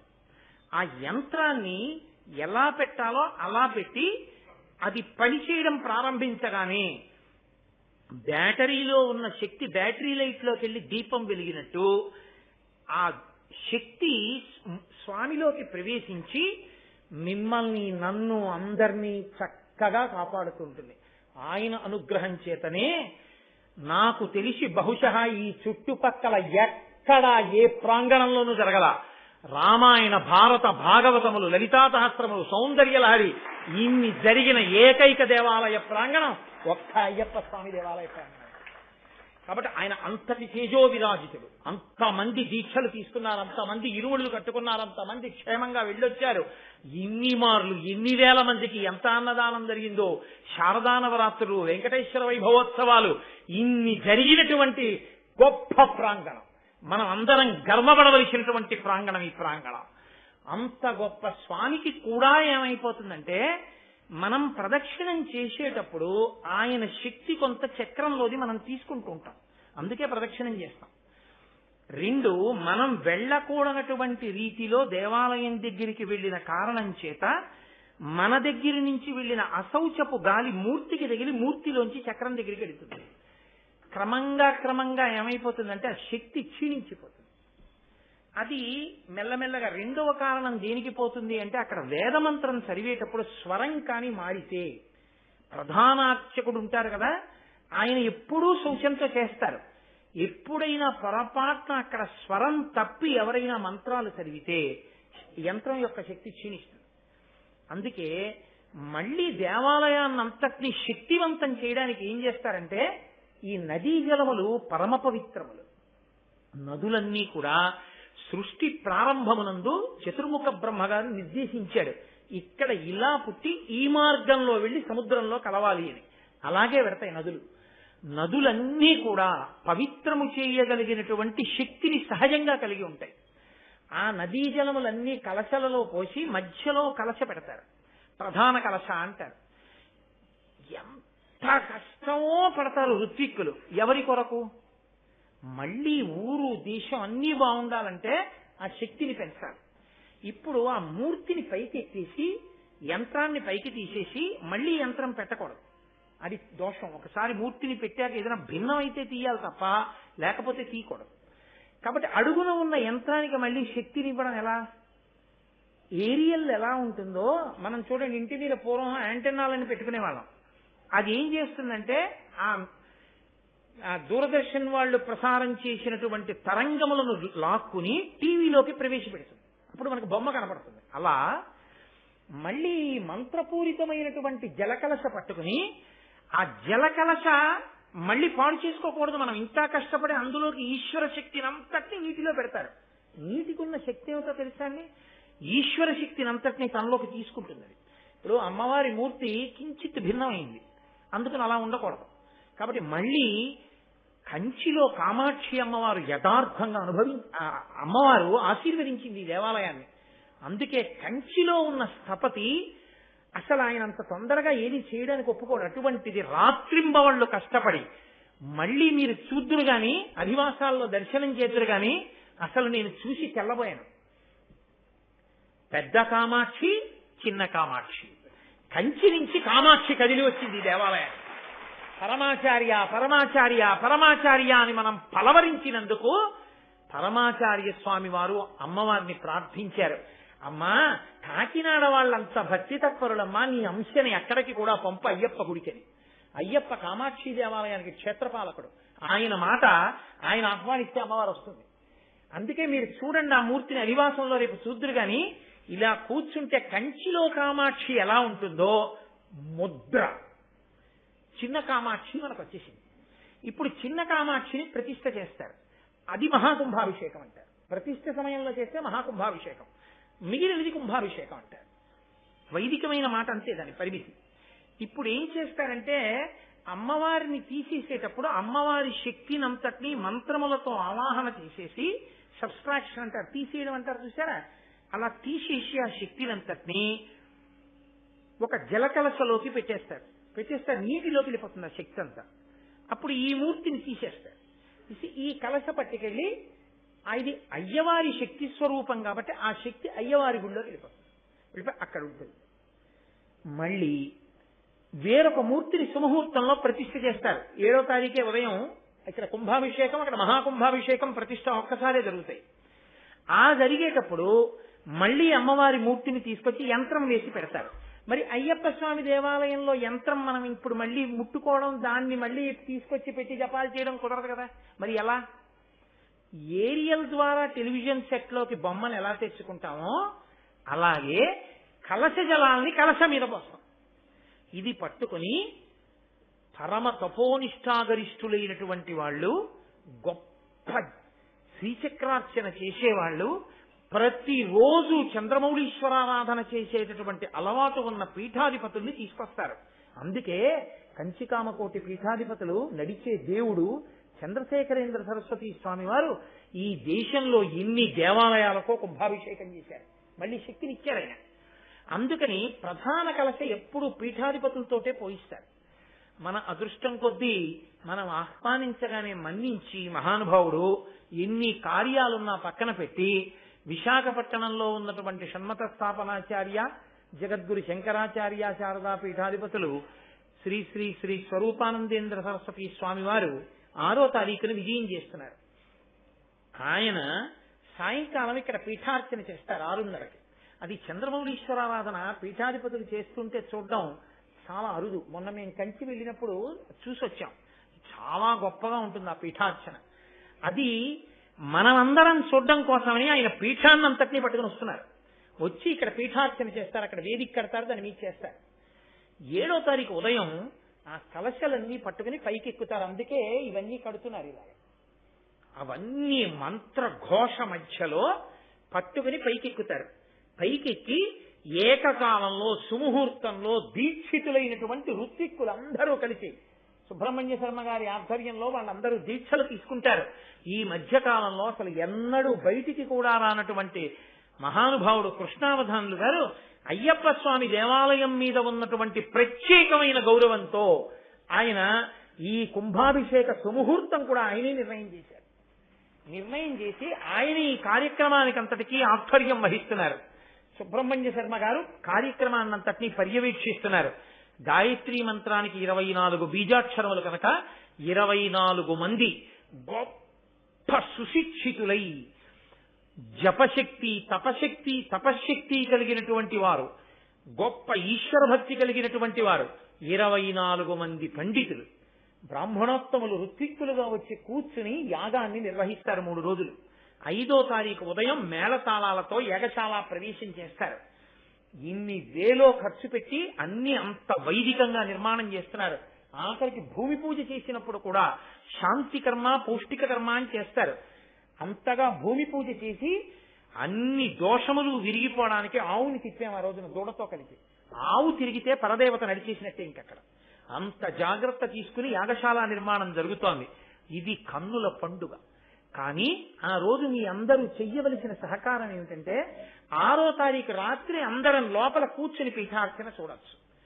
5వ తారీఖు నుంచి అమ్మవారు అధివాసాలు పొందుతుంది. అధివాసము అన్న మాటకి యథార్థమైన అర్థం అగ్నిపురాణంలో ప్రస్తావన చేయబడింది. మనం చూడండి, అమ్మ కడుపులో ఉంటాం. అమ్మ కడుపులో ఉండి పిండం మెల్లిగా తయారవుతుంది, ముందు బుడగవుతుంది. ఆ స్త్రీ పురుషుల యొక్క వీర్యము ఆ రేతస్సు కలిసి బుడగై అక్కడి నుంచి మెల్లిమెల్లిగా పెరుగుతూ చిట్ట చివర చర్మాన్ని సప్తధాతువులు, చర్మము, రక్తము, మాంసము, కొవ్వు, అస్థి, శుక్ల, మేధ ఏర్పాటు చేసుకుని చివరి జీవుడు ప్రవేశిస్తాడు. అలాగే మూర్తికి కూడా ప్రాణం తీసుకొస్తారు. తీసుకొచ్చే ముందు అది మెల్లిగా దివ్య శరీరం కింద మారిపోతుంది. మారిపోయేటప్పుడు అధివాసము అని వాటిల్లో పడుకోబెట్టి ఆ శక్తిని తీసుకొస్తారు. ధాన్యాధివాసము, ధాన్యం మీద పడుకోబెడతారు. అది మెల్లిమెల్లిగా చివరికి వచ్చేటప్పటికి అత్యంత సౌకుమార్యమైన వాటి మీదకి తీసుకొచ్చేస్తారు. ముందు ధాన్యం గరుగ్గా ఉంటుంది, అక్కడ ప్రారంభమై మెల్లిగా పుష్పాధివాసం, పుష్పాల్లో పడుకుంటుంది, జలాధివాసం. ఇలా చేస్తూ అమ్మవారికి శక్తి అంతా కూడా నేత్రములలోకి వస్తుంది. ఆవిడ చూపులతో ప్రారంభిస్తుంది అనుగ్రహం. ఆ మొదటి చూపు తట్టుకోలేరు, అంత శక్తి. అది తట్టుకోవాలంటే 1 ఆవు, 2 అన్నరాశి. కాబట్టి పెడితే పెద్ద కుంభం పోసి ఆవిడ నేత్ర నిమీలనం చేసినప్పుడు ఇంకెవ్వరూ ఎదురకుండా వెళ్ళరు అసలు. మొదటి చూపు అన్నం రాశి మీదన్నా పడుతుంది, లేదా ఆవు మీద పడాలి. ఆవు తట్టుకోవాలంటే మూర్తిని తీసినా అంతే, మూర్తికి నేత్ర నిమీలనం చేసినా అంతే. ఆ ఒక్కటే తట్టుకోగలదు సృష్టిలో. కాబట్టి అలా అమ్మవారి యొక్క వైభవంతో దేవాలయం మళ్ళీ అమ్మవారు తేజోవిరాజితయై కూర్చుని మనం అనుగ్రహించడం మొదలు పెడుతుంది. 7వ తారీఖు ఉదయం కుంభాభిషేకం చూడ్డమే చాలు జీవితంలో. అందున పీఠాధిపతులు పైకెక్కి సత్యదండాన్ని చేత పట్టుకుని ప్రధాన కలశతో అభిషేకం చేస్తుంటే దేవాలయ ప్రాంగణమంతా మంగళవాయిద్యాలతో మారుమోగిపోతుంటే 24 మంది దీక్షితులైన ఋత్విక్కులందరూ ఎక్కడ చూసినా దేవాలయాల పైకెక్కి తెల్లటి బట్టలు కట్టుకుని ఆ మంత్రోచ్చాటన చేస్తూ ఆ కలశలతో నీళ్లు పోస్తుంటే ఆ పైన యాంటనాలోంచి మళ్లీ లాగేస్తున్నట్టు ఈ మంత్రపూరితమైన జలములు పడుతుంటే పైన ఉన్నటువంటి కలశ మీద అడుగును ఉన్నటువంటి యంత్రం మళ్లీ శక్తిని పొందేస్తుంది. పొందేస్తే స్వామి మళ్లీ తేజో విరాజితుడైపోతాడు. నవపాషాణం అని పెడతారు. 6వ తారీఖు సాయంకాలం ఇక్కడ కుమ్ముతారు. అది అపురూపం. అసలు ఈ మధ్య కాలంలో ఎక్కడ జరగట్లేదు. మనకు అనుగ్రహించి కంచికామకోటి పీఠాధిపతులు దాన్ని బహూకరించి మనకు పంపిస్తున్నారు. విగ్రహానికి సిమెంటు అవి అంటించకూడదు, ఆ నవపాషాణం పెట్టాలి. అది మూలికలతో తయారు చేసి దాన్ని వెన్నతో కలిపి బాగా కుమ్ముతారు. 6వ తారీఖు రాత్రి అందులోంచి అగ్నిహోత్రం వచ్చినట్టు వస్తుంది. దాన్ని మూర్తి చుట్టూ అలదుతారు. అది ప్యాక్ అయిపోతుంది, సీల్ అయిపోతుంది. ఇక మూర్తి కదలదు. సూక్ష్మక్రిమి కూడా కన్నం పెట్టి లోపలికి వెళ్ళదు. ఇక మలమూత్ర విసర్జన చేయడం, పురుగులు చేరడం అలాంటివి ఏమీ ఉండవు.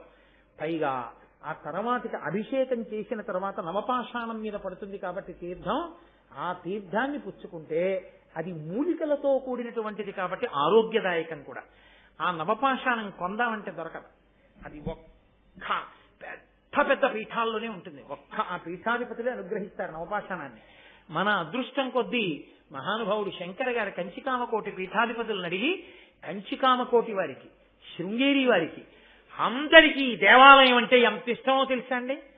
అందరూ పీఠాధిపతులు తప్పకుండా ఇక్కడికి వచ్చి కూర్చుని అనుగ్రహ భాషణం చేస్తాం, ఈ దేవాలయాన్ని దర్శనం చేస్తామని చెప్పారు.